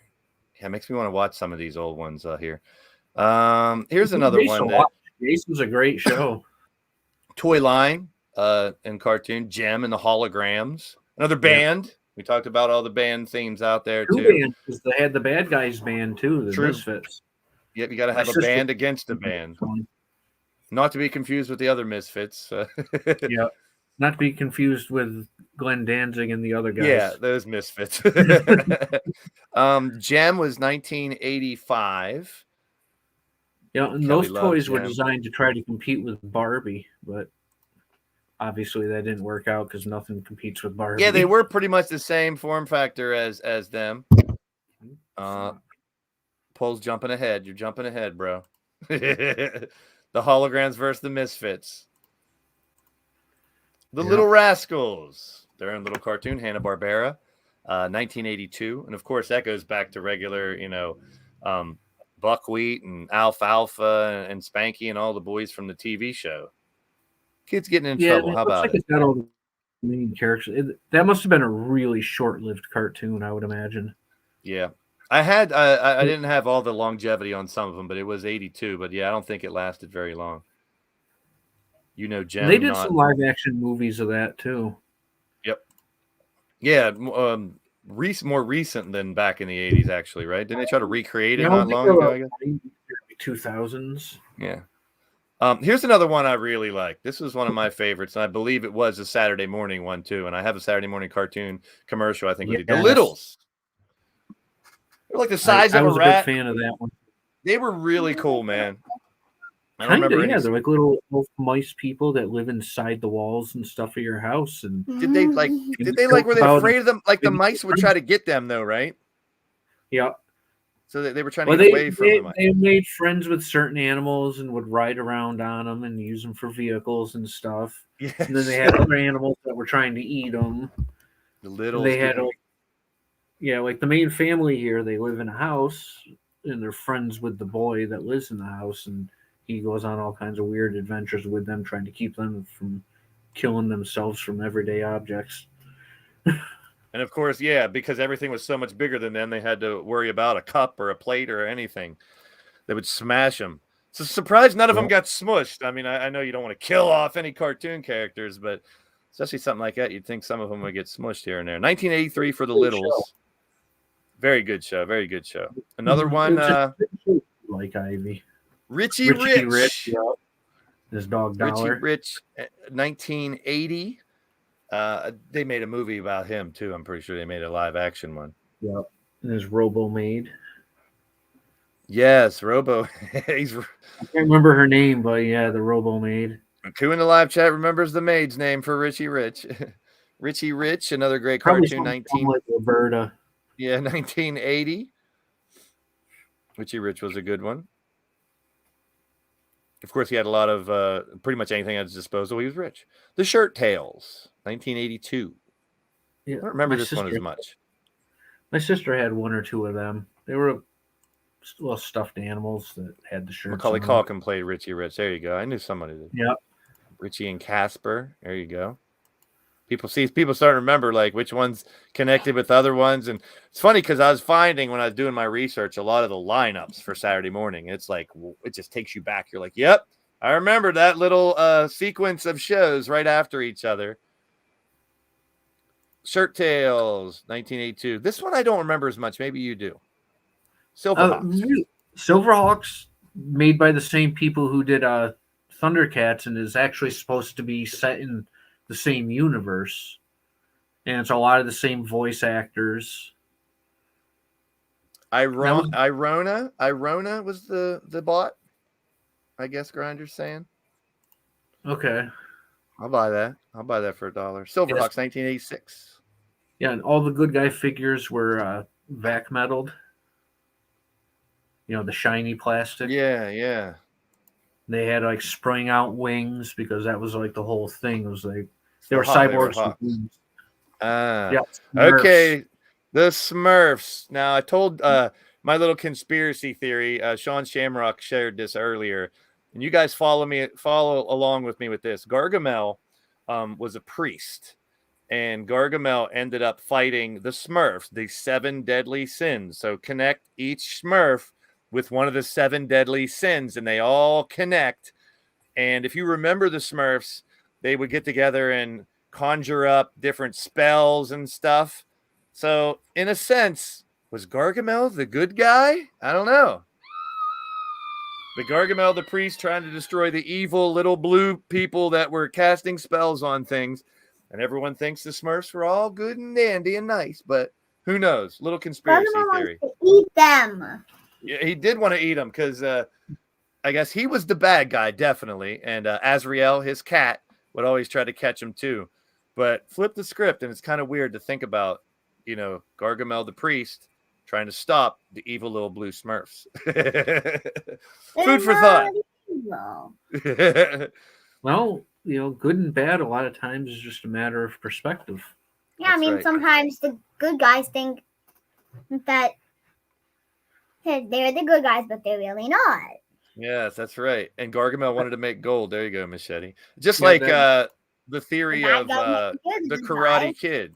The Karate I Kid, got where if Gargamel you watch Cobra Kai and you see how they explain that, and they do actually tease it a little bit that Ralph Macchio, the Karate Kid, was actually the bad guy back in the day. And I've seen the movies that they do those little. He definitely was. They do these little spiels. Once you see them edit the film from the Karate Kid into making it look like he was the bad guy, they show him in the shower curtain messing with him and getting chased. So it's weird, just a different perspective. But I love the Smurfs; they were a great one.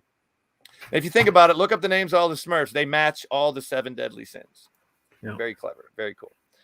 And you can't say the Smurfs without one of my favorites, the Snorks. The underwater Smurfs, basically. Yes, really, the underwater Smurfs. Breathing through their little. I mean, this is the they got straws on their head. This is SpongeBob SquarePants before SpongeBob had SquarePants. I guess the Snorks. Yep. Way back in the day, the Snorks were 1984.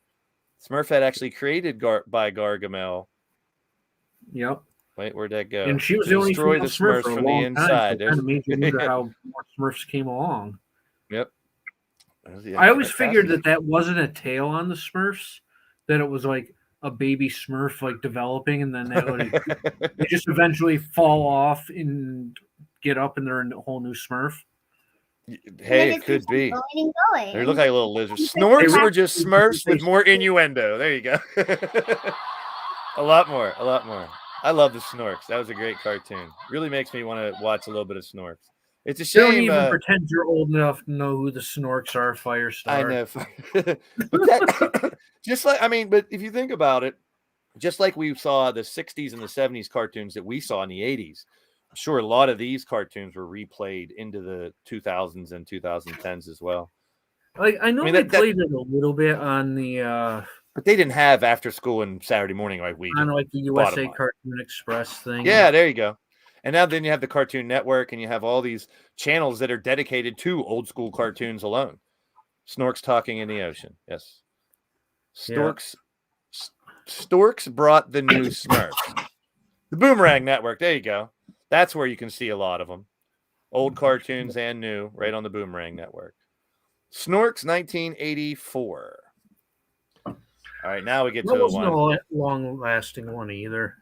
Thundar the Barbarian. Another favorite of mine. I love Thundar. Was this the one where the Shmoo was part of? Or no? Shmoo wasn't in this one. No. So now I'm too convoluted with all these cartoons. Thunder the Barbarian, 1980. So this was, before He-Man, even before Black Star. For Conan? Was he a barbarian before Thundar? Well, no, Conan dates back to like early 1900s when Robert E. Howard was writing the books. Gotcha. No, Thundar was great. I always wish there would have been a toy line back in the day for it. Like, they didn't make a toy line for that until like the late 90s, early 2000s. Like, it would have been a great toy line to do like when He-Man was the big popular line. They could have. I'm surprised Remco didn't jump on him. So Fred and Barney Meet the Shmoo was a Hanna-Barbera cartoon, and there was actually the new Shmoo. So there's all kinds of Shmoo. He's a fictional cartoon creature created by Al Cap. Al Cap created a lot of old cartoons. 1948 was the origin of the Shmoo. I didn't include the Shmoo in here. There was a lot of 1984 as well. Thundar sounds familiar, but don't remember it. All right, we're almost done with the 80s here. We get into the couple more categories. Thundercats, ho! Can't forget the Thundercats, man. There you go, Lion-O. Vintage Lion-O. Good old Snarf. Can't forget Snarf, that little peckerhead. Yeah. These guys are connecting in here. They know all about it. So you guys know all about it. Check Amazon for Thundar toys. Oh, same birthday year. You guys were born in 84. Okay, I was 11. Thundercats. Oh, yes. Thundercats is great, man. And they're still making Thundercats toys. Like, this is from a couple of years ago by Funko. Oh, wow.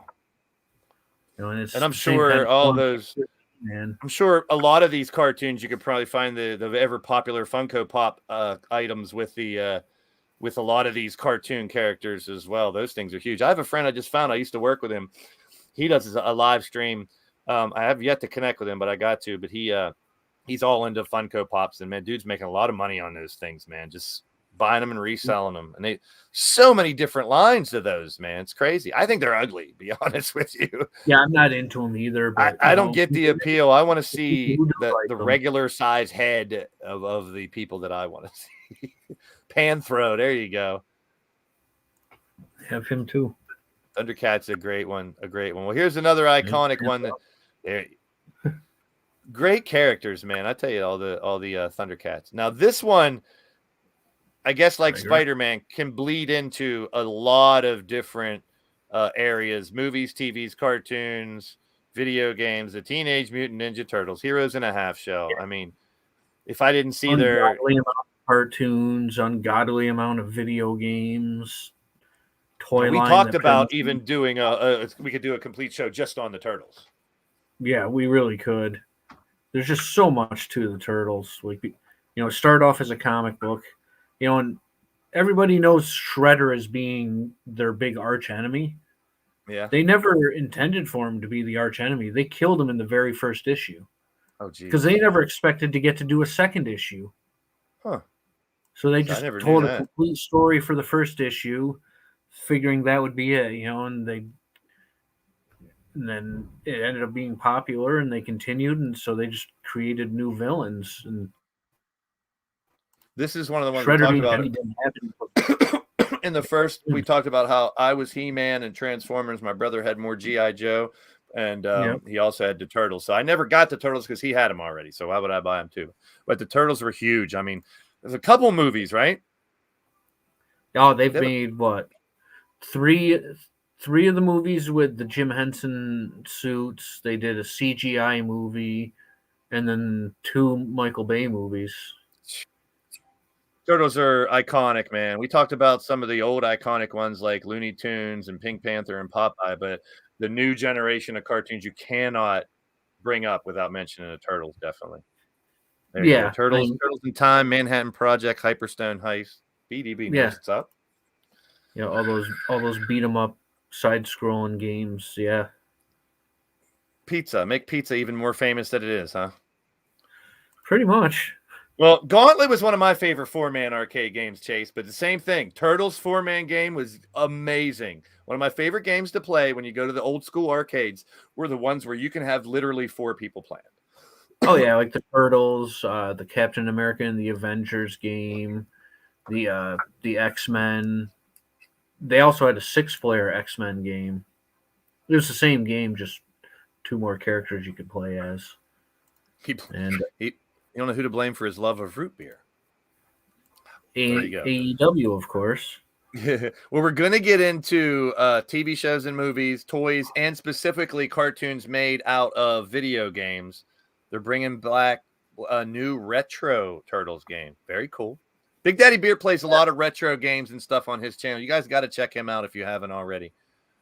Yeah, I've seen a little bit of it. It reminds me. That was one conversation me and Nacho had, man. We could do a whole show just on a Teenage Mutant Ninja Turtles. I wouldn't know as much, but I could host it. But we could sit here literally and talk about, just like we did Spider-Man, all the video games, all the toys, all the movies, cartoons. There you go.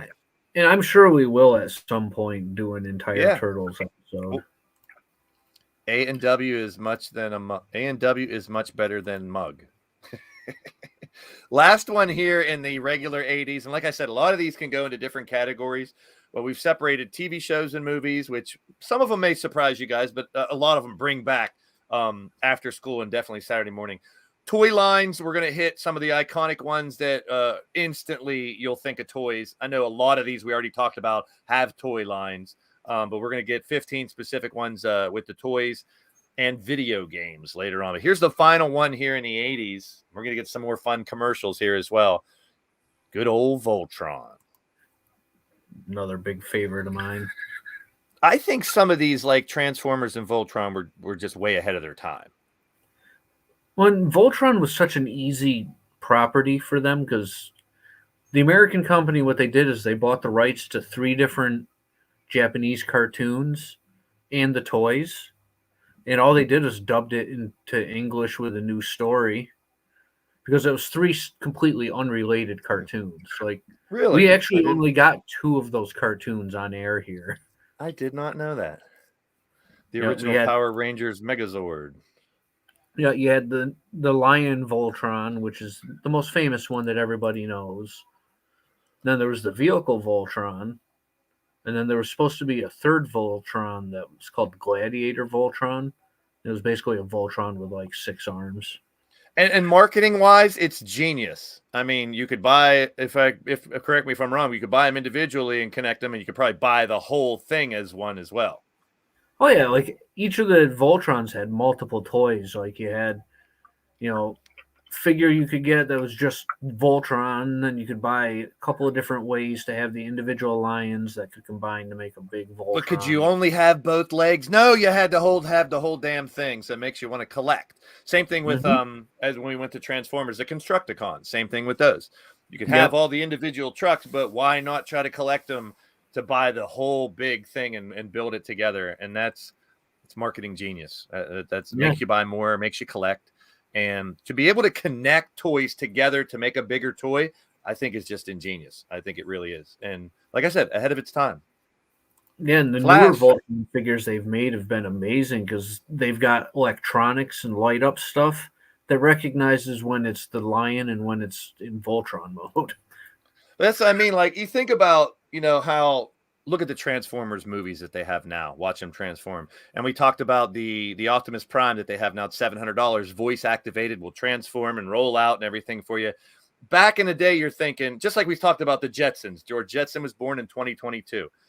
All these things, these cartoons were from the 80s, it was 40 years ago, that were futuristic, and nowadays it's robots, or they clean your house, they do things, not as much as we thought they would at this time of 2022, but we do have robotic things around, cars that could drive on their own and things such like that. The original animated Transformers movie with Unicron and Rodimus and all that was supposed to take place in 2005.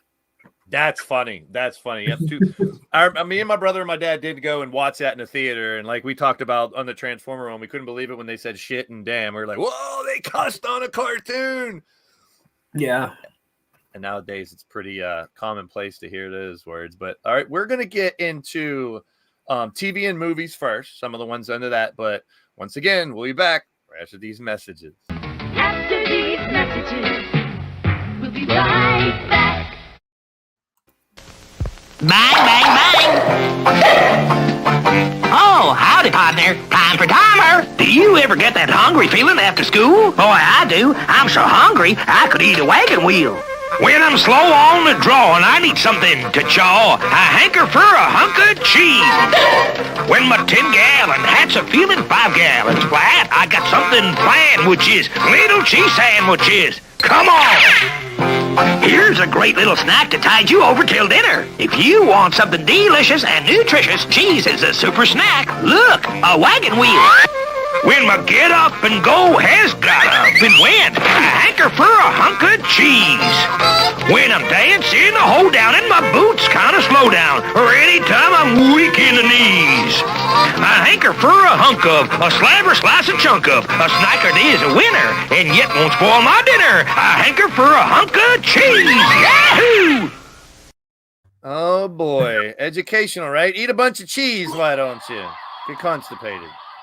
We have a special guest. We have a special guest in the live chat. My niece Alora is out there. Everybody say hi to Alora, my niece. Hi, Alora. We got kids joining us. That's what it's all about. But yes, they did a Transformer cartoon movie back in the 80s. Not to be confused with the CGI and all the ones they're doing nowadays as well. Big shout out to my niece Alora in the building. And yeah, more of those cartoons that a hanker for a hunk of cheese. How about it? We got a couple more commercials coming up that are good, but we're going to get into cartoons that directly associated with TVs and movies.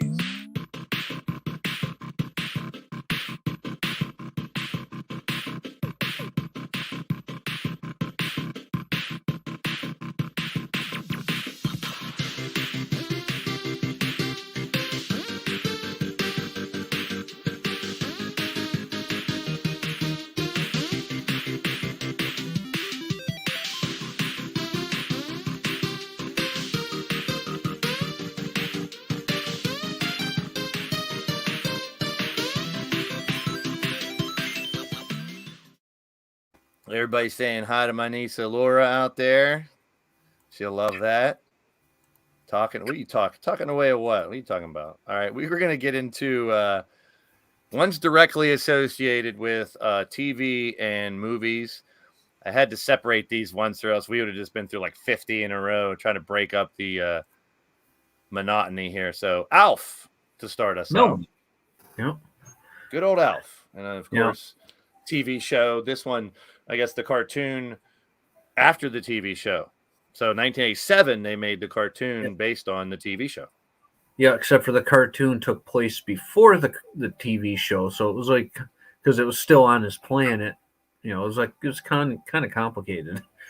So 87, we have good old Alf. A lot of, now I saw Chance here said, you know, have a show on anime, which that opens a huge can of worms there, and we could definitely do a couple shows on anime.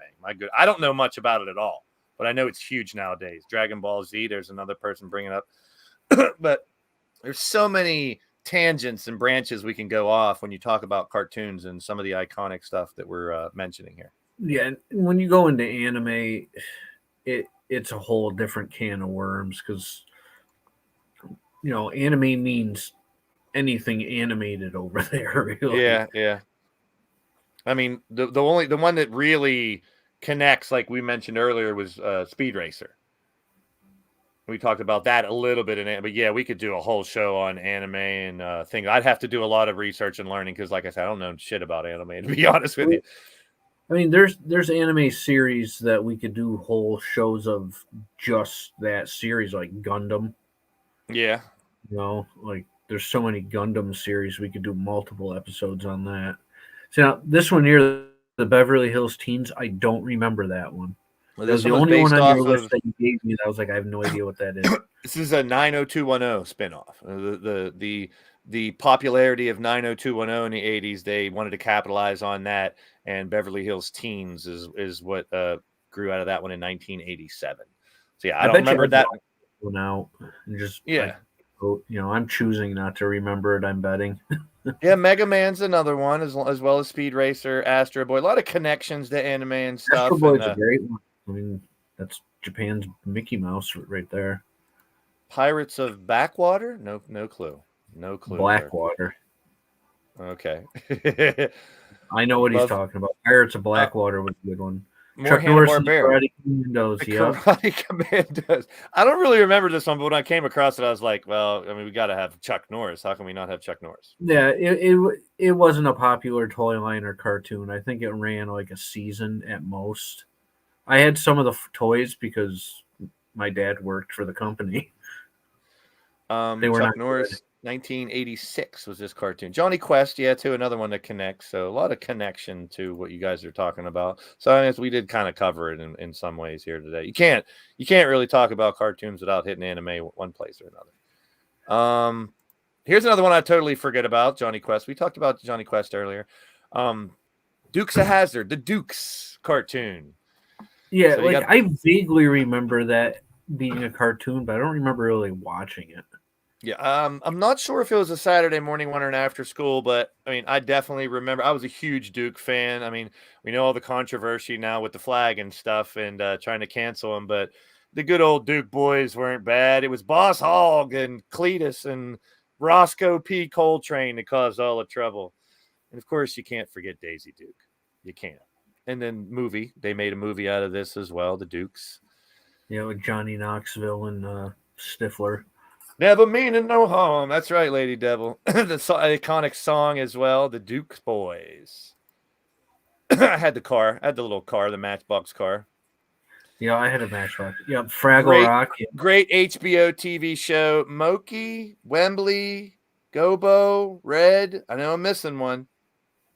Moko. It was writing a song. I mean, if you sing down at Fraggle Rock.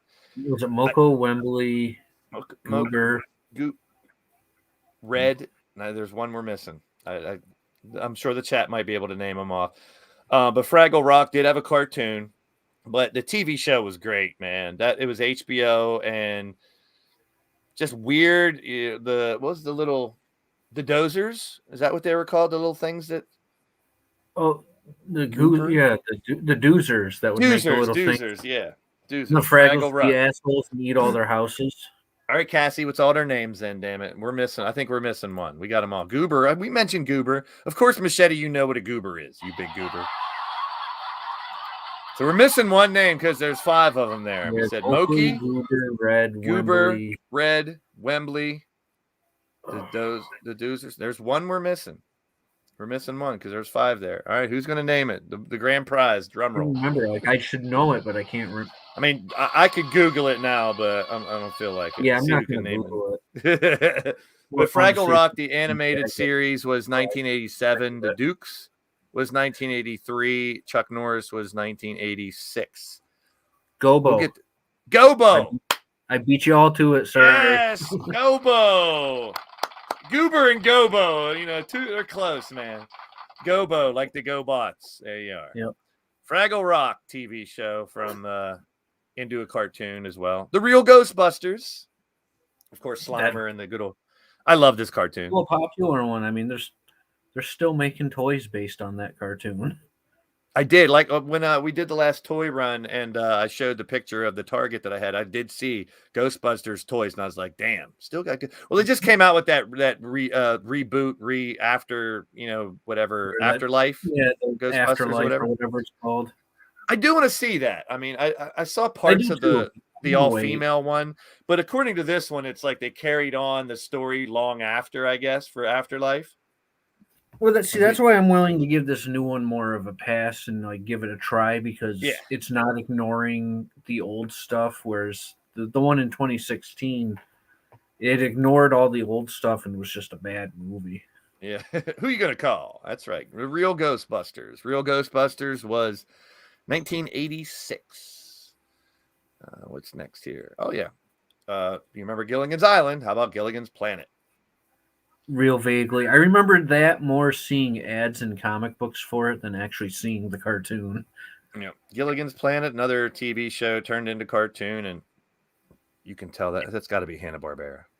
Yeah, it looks like it. I'm going to guess it didn't last very long.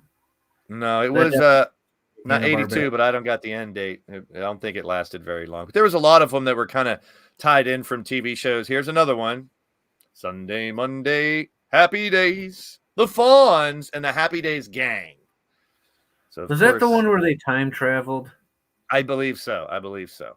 So you got the Yeah, I fawns, remember that one. and the clan, and I guess some kind of dog or whatever with them. So we talked about Jabberjaw earlier, but the fawns on our TV show Happy Days turned into a cartoon, and Happy Days 1980. Really feeling old. I remember that one too, but We can't do it without some wrestling. Yes. Hulk Hogan's Rock and Wrestling.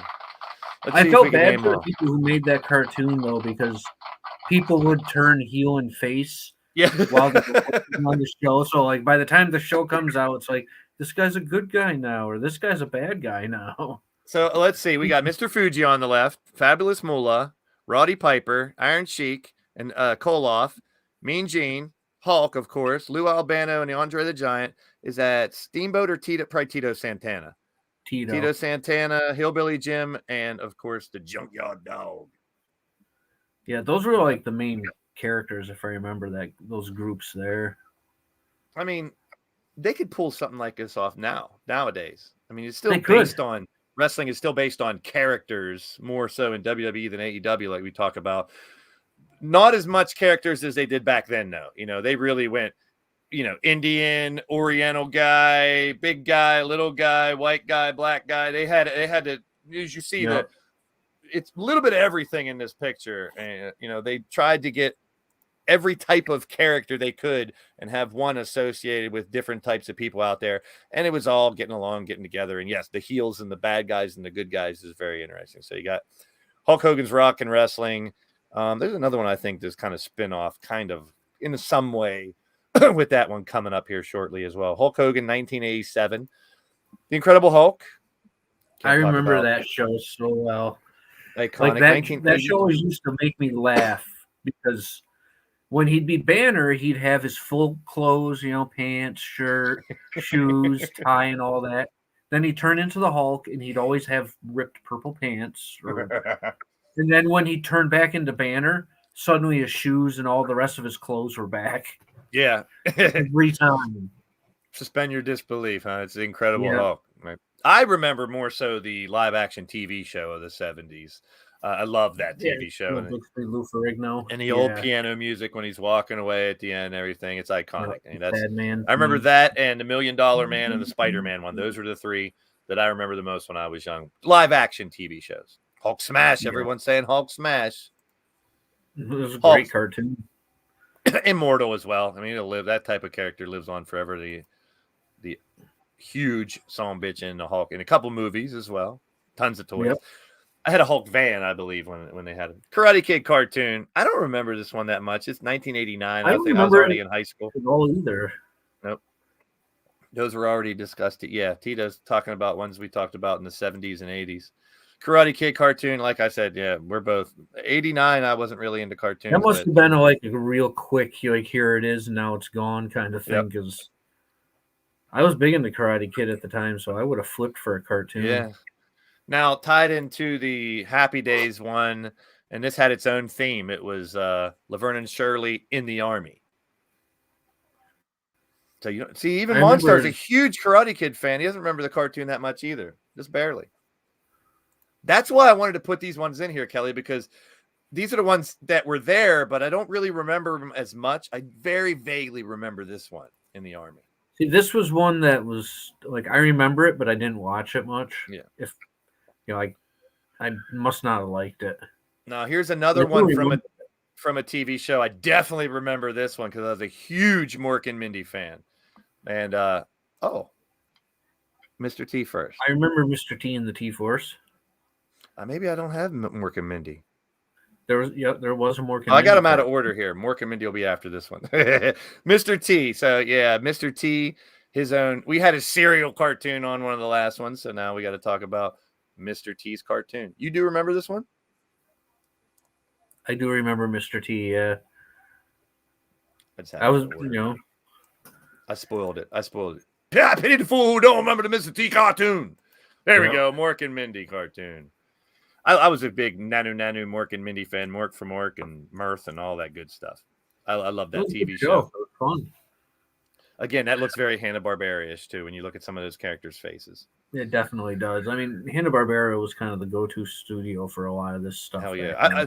I should have kind of did. I could have did a little more research to see exactly how many of these were Hanna-Barbera, because I'm sure probably over half of them, if not close to half. Or honestly, we could do a whole episode just on Hanna-Barbera themselves. True. Very true.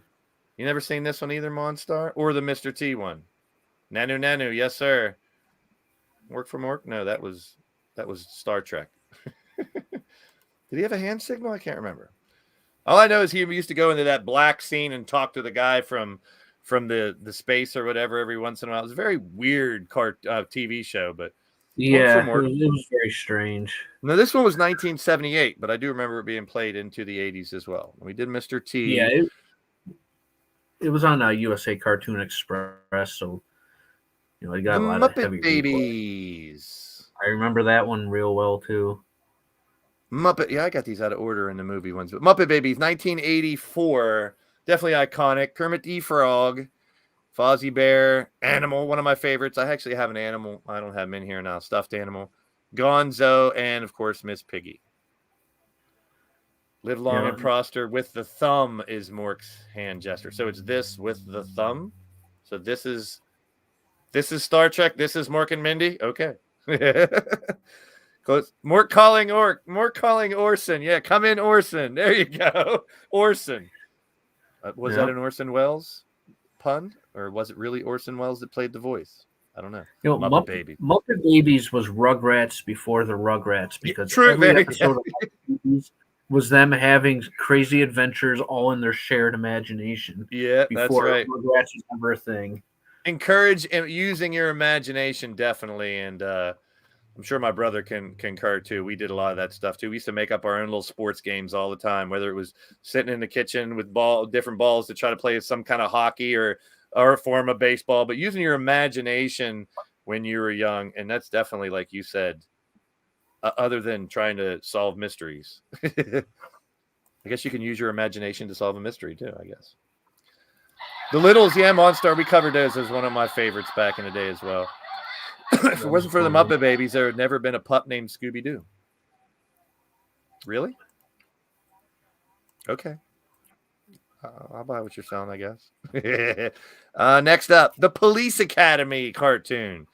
I don't really remember. I remember all the Police Academies, but I don't remember the cartoon. I remember the cartoon vaguely. I remember the toys from the cartoon more, because I had a few of the figures. 1988 Police Academy. And yeah, like I said, a lot of these will tie in not only where this is the TV and movie section, but also tie into toys as well. We'll get into the toy lines next. Some of the most iconic ones. Punky Brewster cartoon from the TV show Punky Brewster. The Land Beyond the Rainbow. That was very, here and gone quick. Yep. I do remember a lot of these. Cartoon. They saw the popularity of the TV show and are like, we got to make an animated series and see if it works. And like you said, yeah, definitely a lot of them made one season or that's it, or not even one season. Yeah, one and done's basically. Grinder Gang remembers the Police Academy. Oh, there was a lot of police. I think it was like 8 or 9. That was very common in the Saturday morning era. That's why I figured once I had so many, I was like, I got to categorize these a little bit. How about Rambo cartoon? 1986. I remember the Rambo cartoon and toys. Yeah, trying to turn a movie series that's hard R about. Why does that not surprise me, Cassie? That Punky Brewster was your spirit animal. Why does that not surprise me? And to this day, Rambo. Cassie still can't match her socks.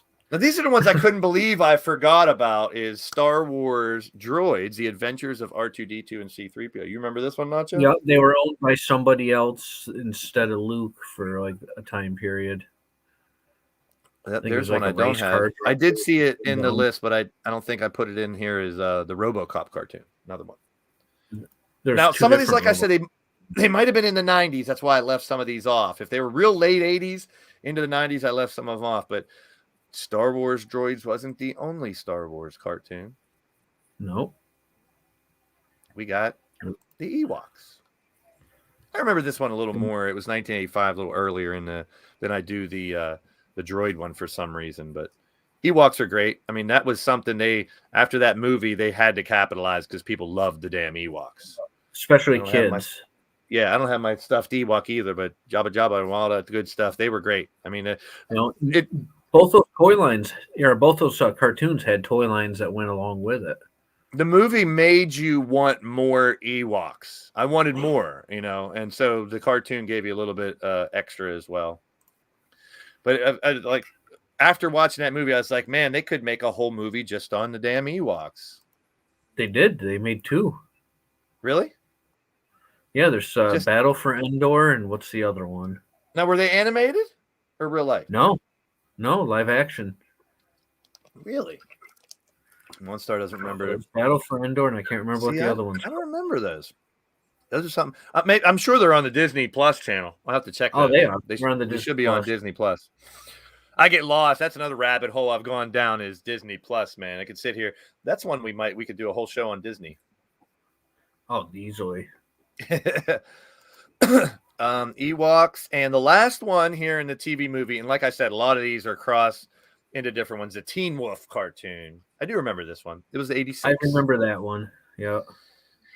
The movie was good. The second one, not so much, but just the idea. I mean, you can only do that idea so many times, but cartoon was good. Styles. I remember Styles. He was my favorite character in that. So that's 21 different ones directly associated with TVs and movies. And like I said, we talked about tons of them that were also TVs and movies as well. Yeah, and we know we're missing a lot. I talked about this one cart. I'll come back for this second commercial, but before we get into the toy line, we still got these commercials. Hold on, never mind. I'm going ahead of myself. We'll be right back. I don't even have to say that. Hold on. After these messages, we'll be right back. Look at this stuff. Some cereal. It's supposed to be good for you. Did you try it? I'm not going to try it. You try it. I'm not going to try it. Let's get Mikey. Yeah. He won't eat it. He hates everything.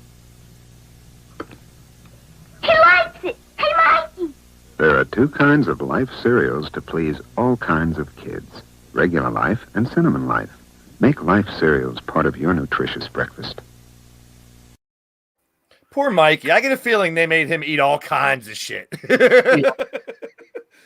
I mean, if Mikey that's their thing, but they also leave out that they were feeding him stuff like dog shit and worms. Yeah. Chew on this diaper. Here's a dirty diaper. Mikey will eat it. Make him try it. Before we get into the toys, we talked about some of the cartoons in the lineup. Check out this lineup for Saturday morning. I looked so hard for actual commercials for the lineup of cartoons. This is the best one I've found. Check it out. Saturday mornings, turn on the fun, excitement, and adventures of all your favorite pals when Pac-Man drops in. Yahoo! Hi-oh, PJ! But that's not all. Interfere! Super Pac is here, followed by Rubik. Rubik likes to play! With his mystical magic, Rubik the Amazing Cube. Then it's Menudo. And it's the Littles jumping into big adventures. Better hold on to me, Lucy. Saturday Sparkle. It was one of the best. I mean, Menudo got thrown in there somehow. Menudo got me. But Rubik's Cube we'll talk about. Pac-Man we'll talk about in the toys and the video games. But the Littles was in there too. And that was one of the lineups of 4 or 5 right around. As soon as I saw it, I was like, yep, I do remember. I didn't watch Menudo as much, but that was a hell of a lineup there. It takes me back just watching that. Yeah, I remember like those commercials and like that the comic books right before the fall premieres, they'd take out double ads in all the comics so you could see all the cartoons coming out. That's what I should look up is because you're right. In the fall, they would always debut most of these right after school was out. So if I looked up ABC fall cartoons or something, I bet you I'd find more commercials there. Plus, there was a lot of them when you look up the cartoons, the commercials, they're all lumped together with like 20 cartoons or 30 cartoons. And now I got a little free editor. I can kind of chop them up and make some more. But that we could do a whole show on commercials as well. Actually, Monstar does have a channel. And if you want to drop your link for that channel there, Monstar, please do. He does retro commercials. I think it's retro food commercials that he specifically goes on because he's a chef. But Monstar, if you want to drop that link, sure, this is a perfect time to drop the link for something like that. And Monstar says, Mikey's a dork. He deserves it. Make him eat it. You can also check out the TeePublic store. The Legion of Dork shirt and plenty more are available on there. The Blaise Radio shirt, the Super Nacho shirt, a bunch of different stuff available right there. Cereal is another one we can, like we saw the Life commercial. How many of these cartoons ended up with cereals, right? Yeah. Mr. T, you said C-3PO, Pac-Man, a lot of them had cereals. Like I said, these cartoons turned in cereal. It's a cash cow, man. They're trying to capitalize as much as they can. Tastes like sawdust and cardboard. Yeah, most cereals did. Well, they're trying to figure out they can just slap, the image and the name of just about any popular property on anything, and somebody's going to buy it. Yeah, like I said at the beginning, it changed TV viewing because kids were such a big market that they had to regulate it, and then when they saw, it's all one type of cartoons, they say, we need more educational, more informational, and that's when you saw a lot of the Schoolhouse Rock, a lot of the, the Bod Squad and things trying to, even the picture pages that we saw earlier in the show too. And then they were making laws and rules, the Children's Act, TV Act of 1990, the Kid Vid rules of 1996. It's crazy. But we could do one on Electric Company and Sesame Street. Yeah, because, prior to the 80s, it was real strict. You couldn't have advertising directed towards children like that, And then they lifted it, and then they put it back in. And, they need to find like a middle ground and just leave shit alone. Yeah. I mean, I understand why they want to capitalize it on it, but Monstar, you can drop the retro food flashback link under Monstar. Here, let me mod your retro food. I thought you were smarter than that, Sean. Come on, man. All right, now retro food flashback is also a mod. Make sure to drop your link so people can check that out. He does a lot of old school commercials like we're doing here, but basically mainly on food. We got toy lines and video games. Not too many more left. Let's get right to it. The Care Bears. Yeah. I didn't have a Care Bear. My sister did. I played with the Care Bears and the strawberry shortcake stuff. I'll admit it. Not ashamed to admit it. Cool cartoon though. I mean, it has the idea of each of them had a different theme. Yeah, each of them had a tummy power. Yeah. Oh, you're being they were all there friends. And the world worked better if we were all friends. Yeah, all love and fluffy marshmallows and rainbows. How about it?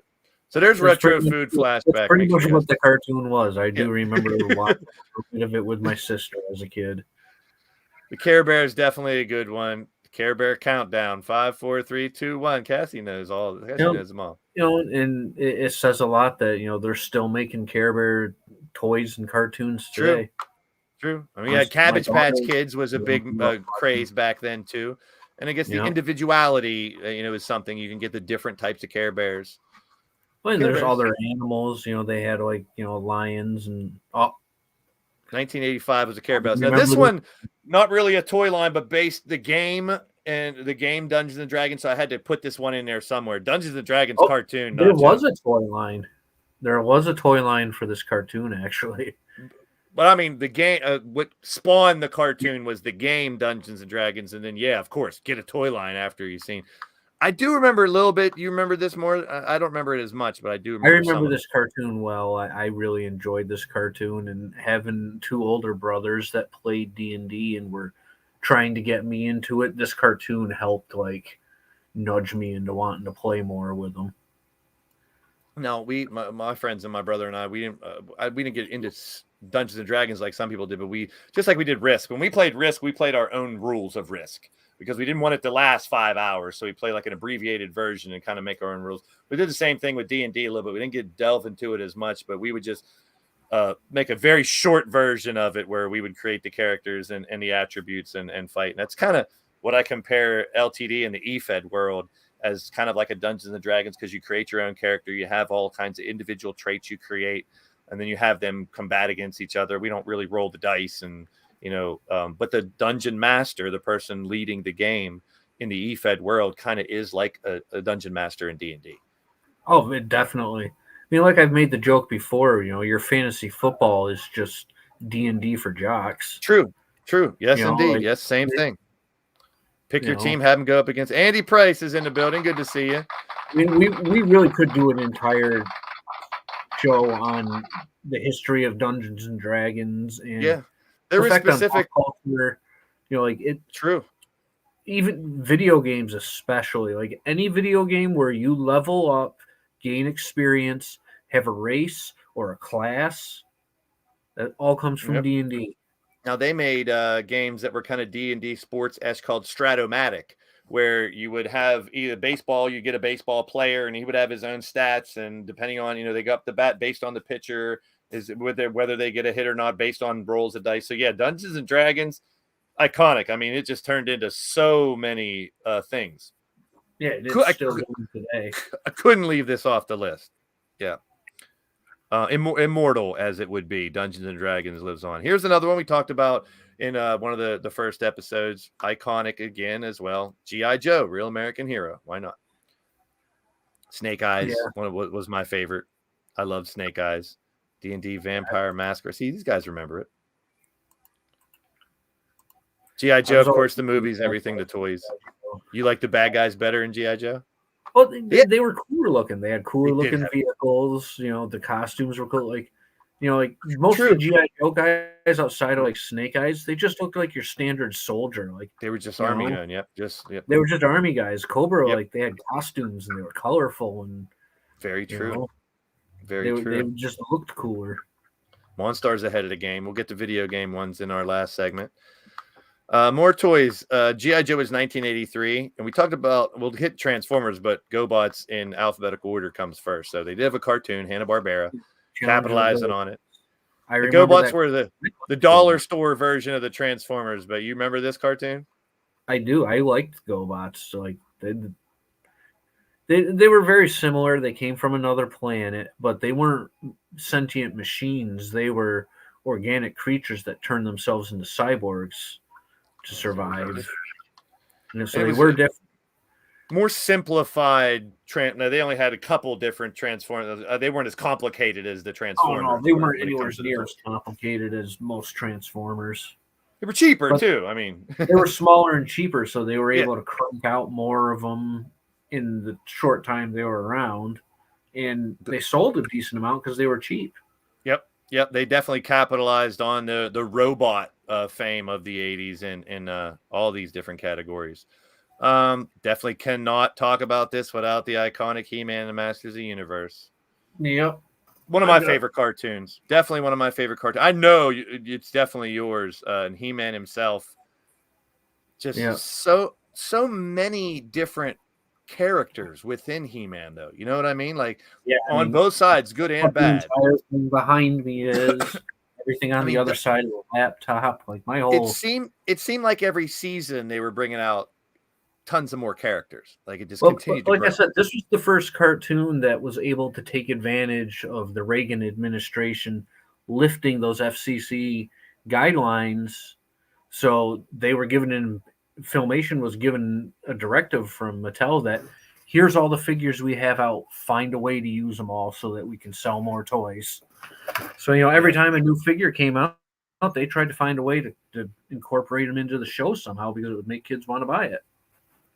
Now, there was 2 different Masters of the Universe live action movies, right? One. Am I just one? Oh. Yeah, just the one with Dolph Lundgren. Dolph Lundgren, yeah, that's what I thought. Some of the script for Cyborg with Jean-Claude Van Damme is recycled from what was going to be the second Masters of the Universe movie. Oh, I did not know that. They were going to do another one, but the company kind of ran out of money. We touched base a lot on this one in the first show, man. That just one of the best toy lines and cartoons ever. I mean, it still is, like you said, to this day. And when I took that picture at Target, they have the old school throwback He-Mans and the new line, so they are still going strong. And they've got a brand new cartoon out now. My daughter's been collecting the figures from that line. Yeah, I loved it to have Castle Grayskull and Snake. I'd like to do a whole episode of He-Man, and we could definitely get more in depth on that one. We can definitely get more in depth on that. I mean, I could close my eyes and picture my bedroom having Snake Mountain and having Castle Grayskull and just shit built all around them to have a war with the good guys and the bad guys, because you had the animals, you had the vehicles, you had the home bases for them both. So everything you needed to have your own war was right there. Yeah, I mean that's what my daughter's got set up here. There you go. You know, the Newcastle Grayskull, my old Snake Mountain, all her Origins figures. Now, the Snake Mountain talk, did it have a voice thing on it or something? Yeah, it's got a microphone on it. Yeah. I knew there was something. Mine still works, but it echoes really bad. Yeah. But they didn't use microchips back then. My brother brought it up earlier. Mask.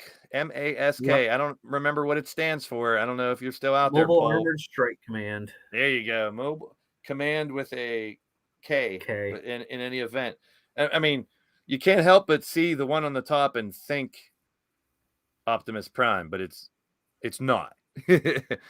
Yeah, it was kind of weird. Like this series kind of combined like some elements of G.I. Joe and Transformers with like superheroes, because they all had powers based on their masks. All the vehicles transformed, you know, and then you had like the evil terrorist organization and the good guy organization. So it was like they kind of borrowed like the cool elements out of a bunch of properties and smushed them together. This is a good one. Very clever. And like you said, just capitalizing on what was popular and creating something new. Definitely cool. My Little Pony. Mask was 1985. My Little Pony, 1986. And these little toys were everywhere too back then, man. Yeah. They're still today. Like Ivy had a bunch of them. Like she's kind of outgrown them at this point, but his Castle Grayskull and his wrestling ring. There you go. And Mask. Yeah, Mask was a good one. And My Little Pony's still going strong nowadays. I mean, you get the real hair on a doll that's an animal. And this is one that Cassie brought up that I wasn't going to include because I didn't even remember that it had a cartoon, but the Popples. It's like a pillow that turned into an animal. Yeah, and they had some that turned into sports balls. Yeah, that's one thing. It capitalized as much as they could on it. And that one's made a comeback too. Like, you know, I forget how long ago it was, but it was when Ivy was little. Like, she was watching that on Netflix. Like, you know, probably like when she was like 3 or so, and she's 8 now. So yeah, about five years ago, they had a new Popple show that was all CGI. Yeah, Tito, you just need to rewind and watch the beginning. Everything you're saying, we already covered, bro. Kelly loved the Popples. You don't remember those, Monstar? That's all right. I didn't at first either until Cassie explained them. I was like, I think I do kind of remember those. Yeah, they were basically stuffed animals that took like, you know, kangaroo pouch concept too far to where you could stuff the animal inside and have a ball. Now, I remember the Pound Puppies cartoon, and I remember the Pound Puppies stuffed animals too. Very clever. Kind of similar to a lot of the other cartoons we had in the 80s and prior, but Pound Puppies is another good one. Pound Puppies was 86 as well.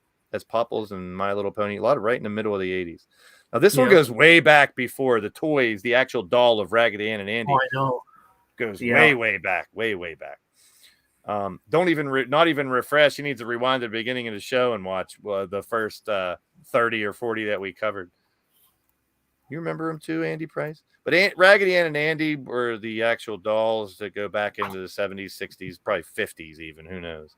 But they had their own cartoon as well. Raggedy and Andy, 1988. Popples were super. Rainbow Bright is another one that very colorful, and they had the horses as well as the little dolls. Rainbow Bright was iconic. When Popples were a super girly thing, says Cassie Madam Red. We saw the commercial for it earlier. Rubik's Cube. As soon as I saw that commercial, I was like, yes, I did watch that cartoon, and I loved it. So the cube had a head, and it had magic powers. So the amazing Rubik's Cube. Oh, hold on, Mighty. I could never solve a Rubik's Cube, though. I could never do it.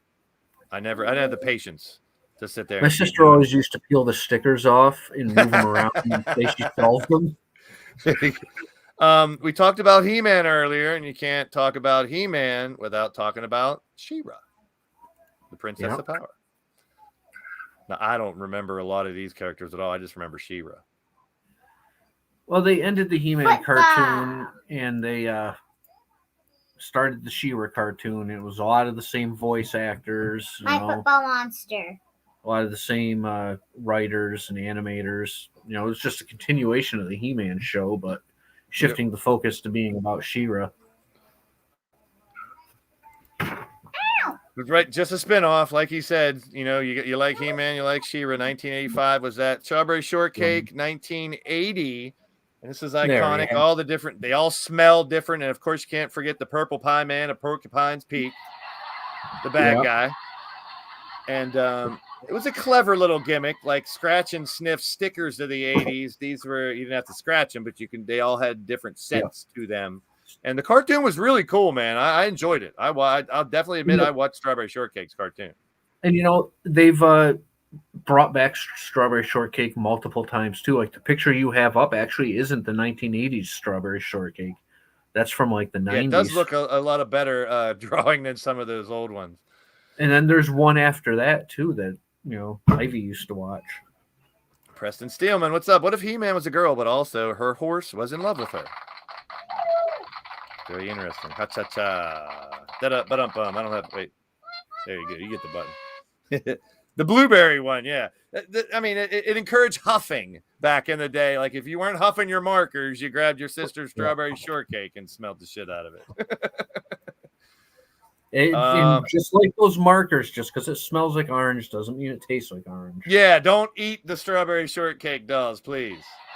Tootsie ta, tootsie ta, tootsie ta ta ta. I guess that's the song, Cassie. You should have been on here singing these theme songs, Cassie. One more in the toy lines, which iconic, my favorite, Transformers, More Than Meets the Eye. I showed off mine. We talked about these. We've seen the new movies. I'm so glad that they came out with movies now that they can do the CGI and really make them look like they're transforming and battling each other. Awesome. Is that a newer one? It's from the Masterpiece line. Like, this That's is probably sweet.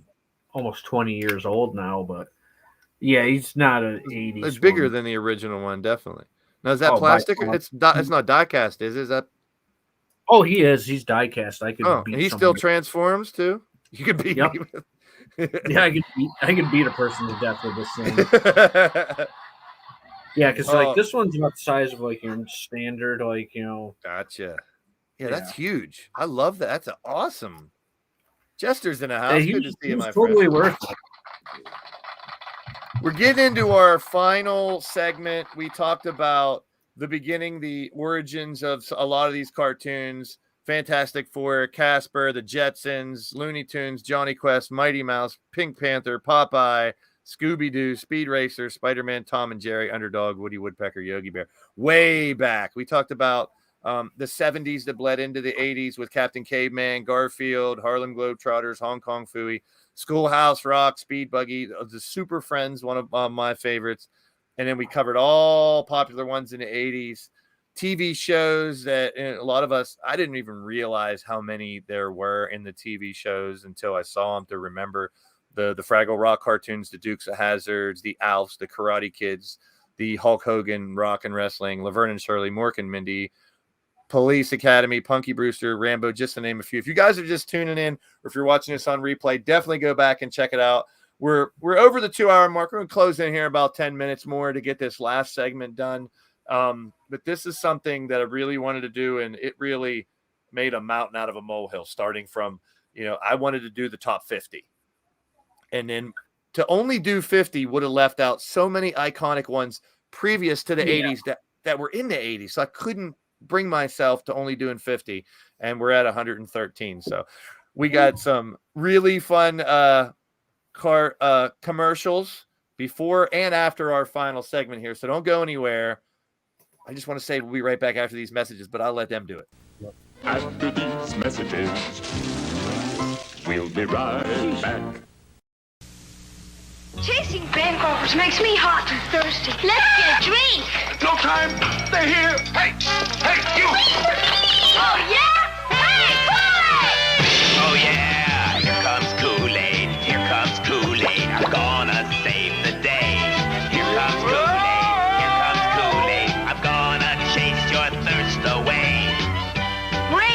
tougher in school. Kool-Aid brand soft drink mix. Oh, yeah! What the hell's a little kid chasing a bank robber for? That's my first question. Yeah, and how the hell is sugar water going to help you stop the bad guy? Makes me hot and thirsty. One more commercial before we get into the cartoons associated with video games, our final one to kind of bring it all together. And we'll talk a little tiny bit about the 90s. Now, after asking around, this commercial is Pittsburgh specific. And I asked people if they've ever heard of this thing before, this sticker. And once I look at the sticker, it says C Hospital PGH, which is Children's Hospital from Pittsburgh. So this is a public service announcement for something that they put on stuff to let you know not to drink it, not to eat it. It's Mr. Yuck.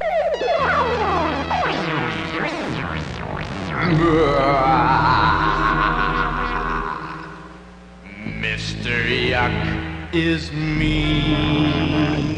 Mr. Yuck is green. Home is full of lots of things that children shouldn't touch. Home is full of bad things that can hurt you very much. Now there's a man whose face is green that you ought to get to know. He'll warn you when danger's coming fast or slow. Get to know his face in every single place. When you see it, you'll know quick. Things marked yuck make you sick, sick, sick, sick, sick, sick, sick. Mr. Yuck is me. Mr. Yuck is green.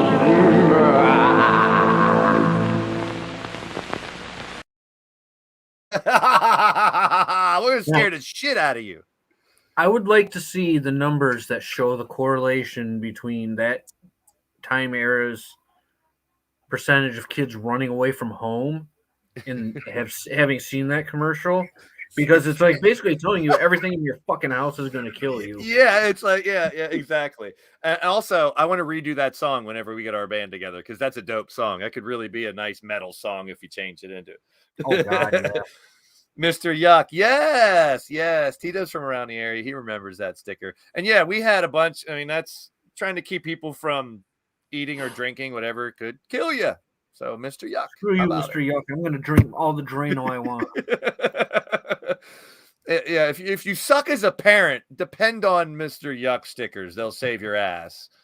But after the video game segment, I got a couple more really cool commercials to end us out with. So let's go ahead and talk about video games.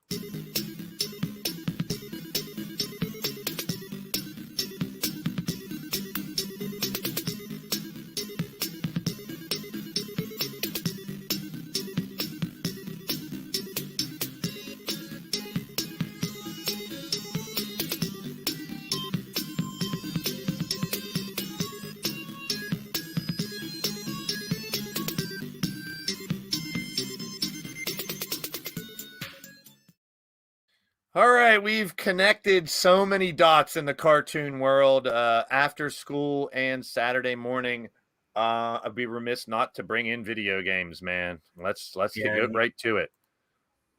Why not? It's in alphabetical order. But you remember this one? I do. He was like a kid that got sucked into his NES and was like a superhero in the Nintendo world, and you know, he had Simon Belmont. Speaking of getting sucked in, what was there a Tron cartoon? Why didn't they make a Tron cartoon? That would have been a great one. You know, there's a lot of stuff that you wonder why they didn't bother trying.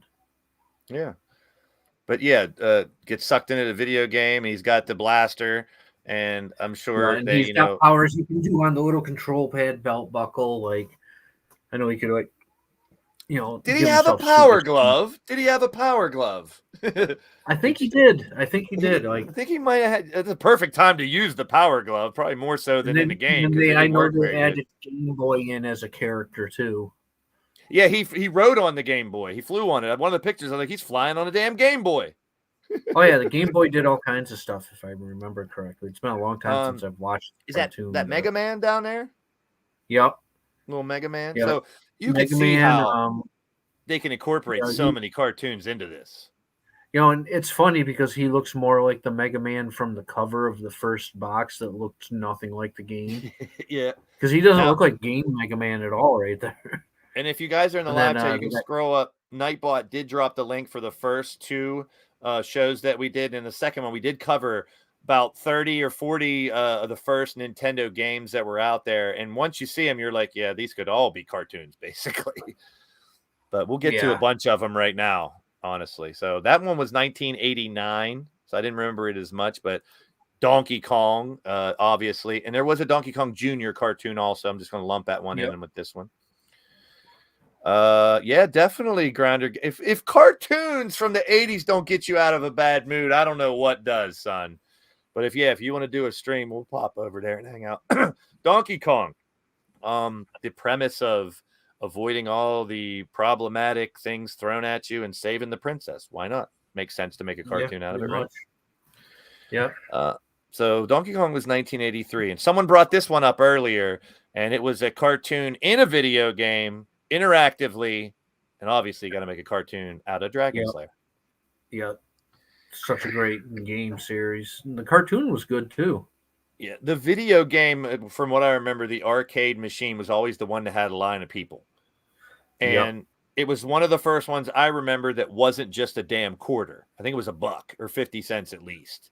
Something like that, yeah. It was one of the first ones I remember seeing that was more than one quarter, too. Rightfully so, because it did a lot more. But, and then at the same time, it made me want more because there was that big black screen in between when you picked before it got to the next scene, because you had literally picked where you went, which was mind-boggling back in that day, to have an interactive game where you can play it again and choose different options and take him in different places. So the cartoon was great too. I really enjoyed this one. I see everyone already getting ahead of the game here. You guys can already guess where we're going with a lot of these. Dragon Slayer 1984. This one I didn't remember until I saw it, but I love the game. Frogger cartoon. Yeah, that was another one and done cartoon. I'm pretty sure. Yep. I vaguely remember it, but not well. 1983. I remember watching it, but I don't remember much of it to say whether it was good or not. No, I do remember it. I'm pretty sure it was a Saturday morning one, and the premise of not getting run over by a damn car or something when you're a frog. I guess I could see the correlation there. Frogger was 1983. I forgot about this video game until I found this. Kangaroo video game was one of my favorite ones. Yeah, I remember that game. It was fun. And I forgot that it had a cartoon, but the boxing kangaroo was it? It was kind of Donkey Kong-ish, if I remember it. Was it something kind of like the that? same kind of premise of the Donkey Kong? Yeah, Monster doesn't remember. That's what I mean. Maze type thing, yeah. Like we talked about with the TV shows and stuff. Once one or two of them catch on, I can see why they're going to try to take whatever cartoon they can and throw this, the proverbial spaghetti at the wall and see what sticks. Here's a good one.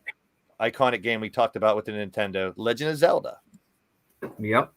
The cartoon was all right, except for the "excuse me, princess" all the fucking time. Yeah.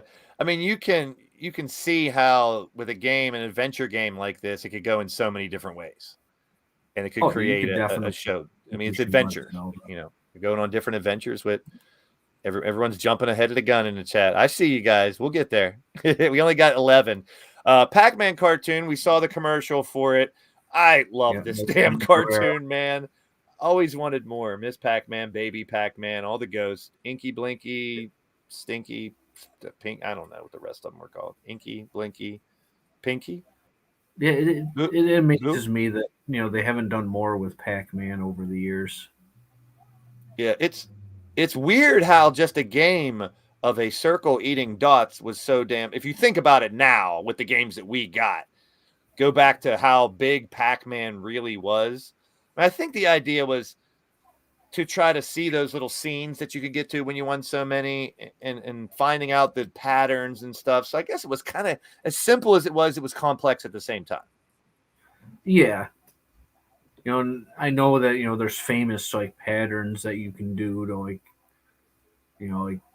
the routes that people take. You can get through like the first like 10 or 11 boards just with this specific. My sister my memory sucks ass, even it did back then. So I would just mess around and see how long I could stay away from them. And then of course all the cherries and the different things that would pop up in the middle. So I guess it was a little more. It looked simple, but it was more complicated than it could have been. But it was big time. It was big time. Oh, definitely. That game was. Hanna-Barbera snatched it up, as you see. I don't remember the Pitfall one that much when I found it. Do you remember Pitfall cartoon? I love the game. Now that it's one of my favorite games. I remember it, but I don't remember watching it. No, like Hunting for Treasure and all that. Now, as far as Pitfall goes, that's where I used to draw my limit with video games. Like my brother, Paul, who was in the chat, he would beat every game he played. He would, he's what is it? Metroid. I think he's beaten it 3 times in a row without dying, like right through it. Like it's unheard of the things he used to do in video games. We went to one of the convention centers in Pittsburgh whenever Mario Brothers was popular, and they had actual competitions. And he went pretty far. I could never win games. Same with Pitfall. I could get so far, and I get so damn frustrated. I just want to throw the damn controller. The damn scorpions get me every damn time. Pitfall, 1983. Hand-eye coordination got a lot better from video games. I'll tell you that much. Pole position. Very simple game, but they turned it into a cartoon. Yeah. Speed Racer-esque, I guess you could say, if it's racing type things. It looks very Speed Racery. Yeah. I don't remember this cartoon, but I Pole do remember. position was 84, and we got 2 left. You guys already mentioned them in the chat. The iconic Nintendo game. Oh, where's Super Mario? It's after this one, alphabetical order. Hubert was another one that was hand-eye coordination, pretty weird. Dig Dug was one of my favorites. I love Dig Dug. Do you have a Dig Dug cartoon? Good question. I don't think they did. I love Dig Dug though. Dig Dug was one. I spent many a quarter. That's probably more quarters on Dig Dug than any other game I've played. I guess the iconic one's last, unless I didn't put it in here. I might be missing a couple.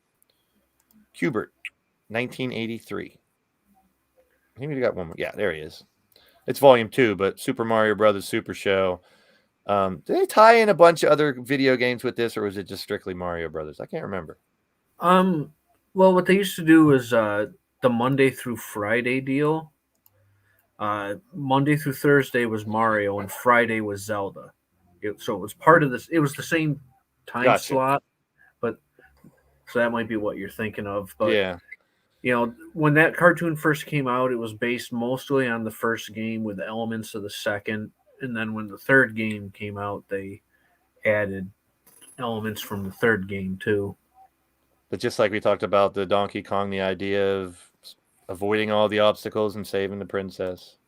Yep.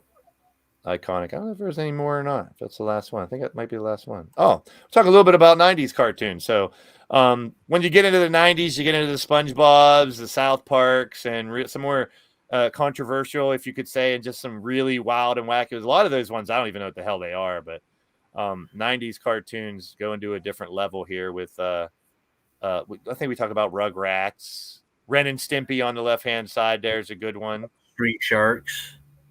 Yeah, I don't remember the Street Sharks. But like I said, 90s, I wasn't into cartoons as much, but I'm sure people in the chat, you might be able to pick out a lot more of these ones. Wallace and Gromit.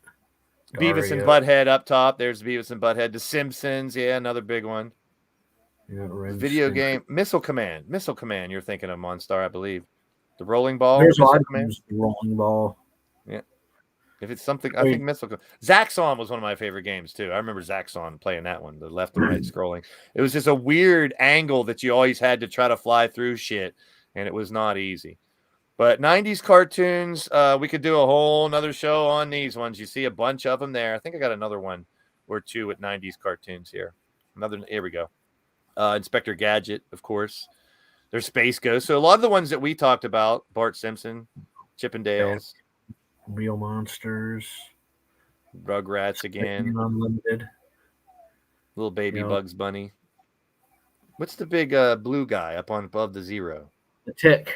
The Tick, yeah, there you go. Daria, yeah, there we go. Beavis and Butthead, Beaver and Butt Plug. Simpsons, iconic, man. The cartoons, It really went a weird, wacky turn when it came to these 90s, man. Yep. Daria, yep. Yeah. Daria was a great show.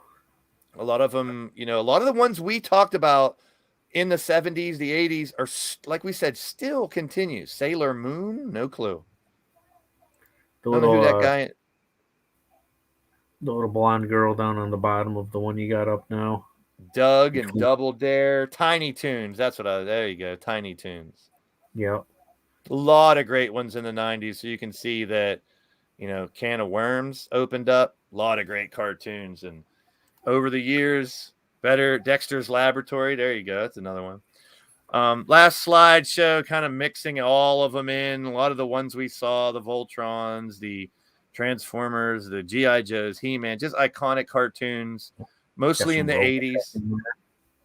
Muppet Babies, the Ghostbusters, Slimer over there, My Little Pony, Zelda, a bunch of stuff that we covered today, all the way from the 60s, the 70s, the 80s, and then more specifically, ones that were based on movies, TV show, Johnny Bravo, there you go, Pinky and the Brain, all kinds of great cartoons.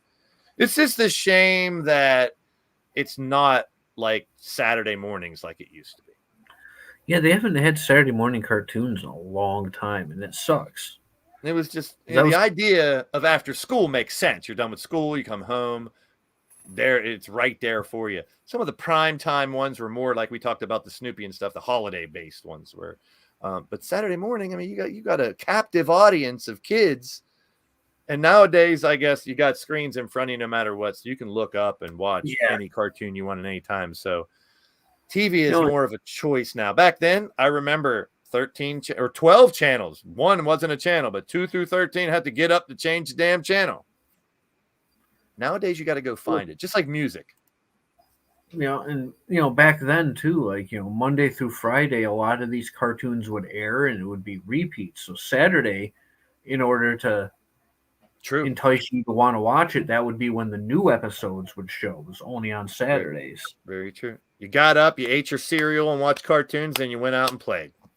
Yeah, which would get confusing with stuff like Transformers, where Monday through Friday it's still Optimus Prime seasons, and then Saturday is the Rodimus season. Or you went to the arcade or the mall, definitely, yep. But that's how times have changed, but a lot of the cartoon ideas stay the same. A lot of the cartoons are the same as well. Well, yeah, I mean, if you look at the graphic you have up here now, how many of those are still around right now? Yep. Just off the top of my head, 1, 2, 3, 4, 5, 6, 7, 8, 9, 10, 11, 12. How are you rambling about, Chance? I know you like to think your ish don't stink, but lean a little bit closer. See, I don't know what he's on about. What are you on about, kid? Technology makes it so easy to not leave your home. Very true. I mean, you do have the world. I mean, I sold cell phones and computers, so I know the good and the bad. Everyone can say how bad social media or bad these devices are. Hell, my parents used to say, don't sit in front of the TV, you'll go blind. Yeah. Now we're staring at screens nonstop. Or your teachers in high school said, well, you're not going to know this or that. You're not going to have a calculator on you at all times. Sure you do. Now we got everything. Everything. TV, everything you can imagine right at the tip of your hands. I think it's a wonderful thing. Technology's awesome. So we don't have our flying cars, but we got smartphones and computers. So there you go. Well, if you think about it, we do have flying cars. They're called airplanes. Yeah, true. Very true. Very true. Well, before we get to the very end and celebrate some of the members of the channel, we got some last little segment of really fun cartoons. And the last one, I'm sure the innuendo will reign supreme. So we'll be back right after these messages. They'll tell you. After these messages, we'll be right back. Dash for the dawn, late for school. Or maybe so, but you're no fool. Make a quick fast, it's a breakfast. Only fast, yeah, quick fast. A piece of toast and one of these. Some peanut butter or a slice of cheese. Milk or juice to wash it down. It's a fast, quick, fastest breakfast in town. Quick fast. No time for breakfast? Have a quick fast. Another nutritional message from the ABC Television Network. Have a quick fast. Kind of sums up what we were talking about. Grab a bite, grab a snack. Okay, I have to just get to it. Here's the snack. And the song will be stuck in your head, hopefully. Nutty Gritty. Nutty Gritty, Nutty Gritty. It's a snack you can munch. Nutty Gritty, Nutty Gritty. A healthy snack you can crunch. You take a bunch of nuts, any kind will do. Throw in a bunch of raisins too. Then invite a bunch of nuts to share with you your Nutty Gritty, Nutty Gritty. Do something good for your bod and brush your teeth after snacks. Join the bod squad. Join the bod squad. Nutty Gritty. How about I grab some nuts and raisins and stick them in your mouth? There you go. Yeah, Take sing your a song about it. That's another song we can cover with our new band. There you go. We did a hanker for a hunk of cheese. You missed it, Monstar. We did that earlier. Can't do it. Monstar, you missed it. Okay, stop. I'll tease you again. Bang, bang, bang. Oh, howdy, partner. Time for timer. Do you ever get that hungry feeling after school? Boy, I do. I'm so... Whatever, you bastard. Time for timer. There was a whole bunch of timer ones, and that goes all back to trying to teach you a good lesson. Eat right, do this, do that, and all that good stuff. Time for timer. Let's see where we're at here. We got... Well, let's give a little shout out to the members of the channel before we say our goodbyes here on this episode of the Legion of Dork.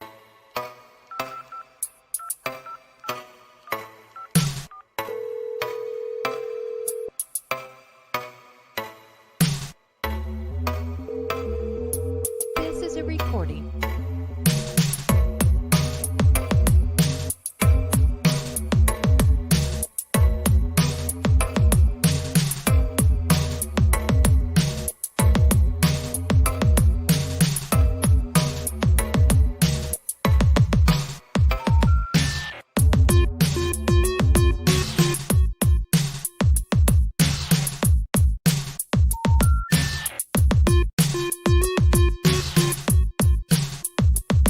Please hang up and try your call again.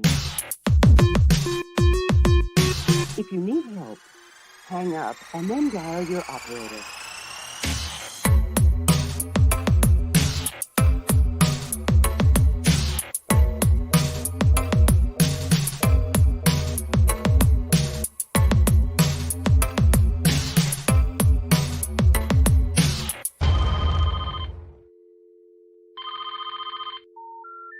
We're sorry. The number you have reached has been disconnected. It's one of my favorite beats I've ever made.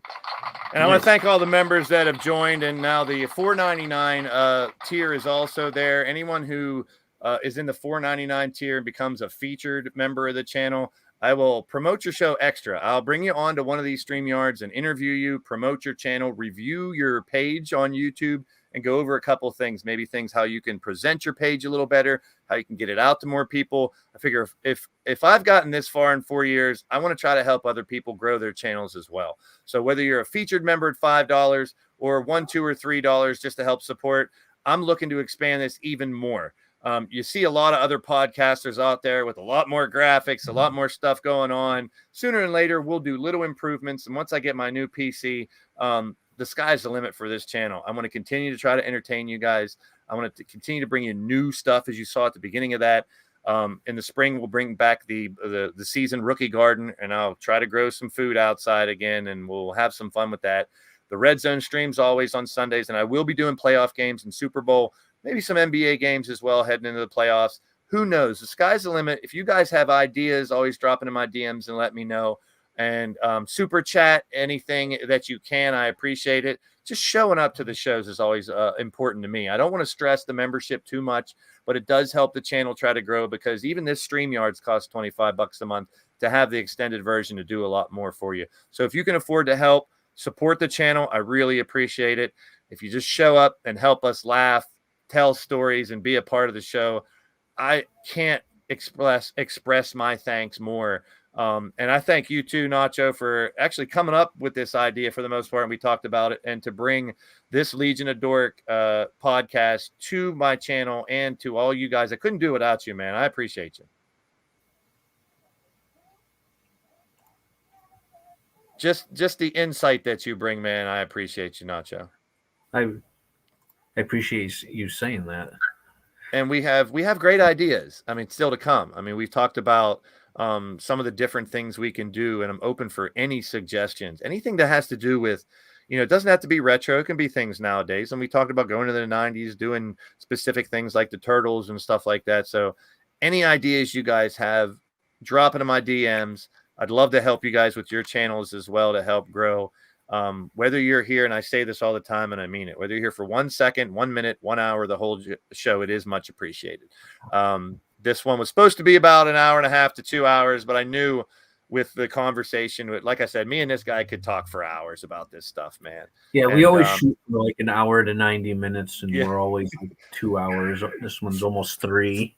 Same thing with the Wrestle Sense podcast, and this Thursday we'll be back with the Wrestle Sense. Me and the boys are going to talk about the upcoming Royal Rumble. We're going to talk about some of the things that are going down in the wrestling world right now, and we're going to talk about some of the greatest heel turns in the history of wrestling, and it'll be very fun. Hope to see you guys there, and want to thank Ivy for being a part of the show tonight. Ivy was a great little guest.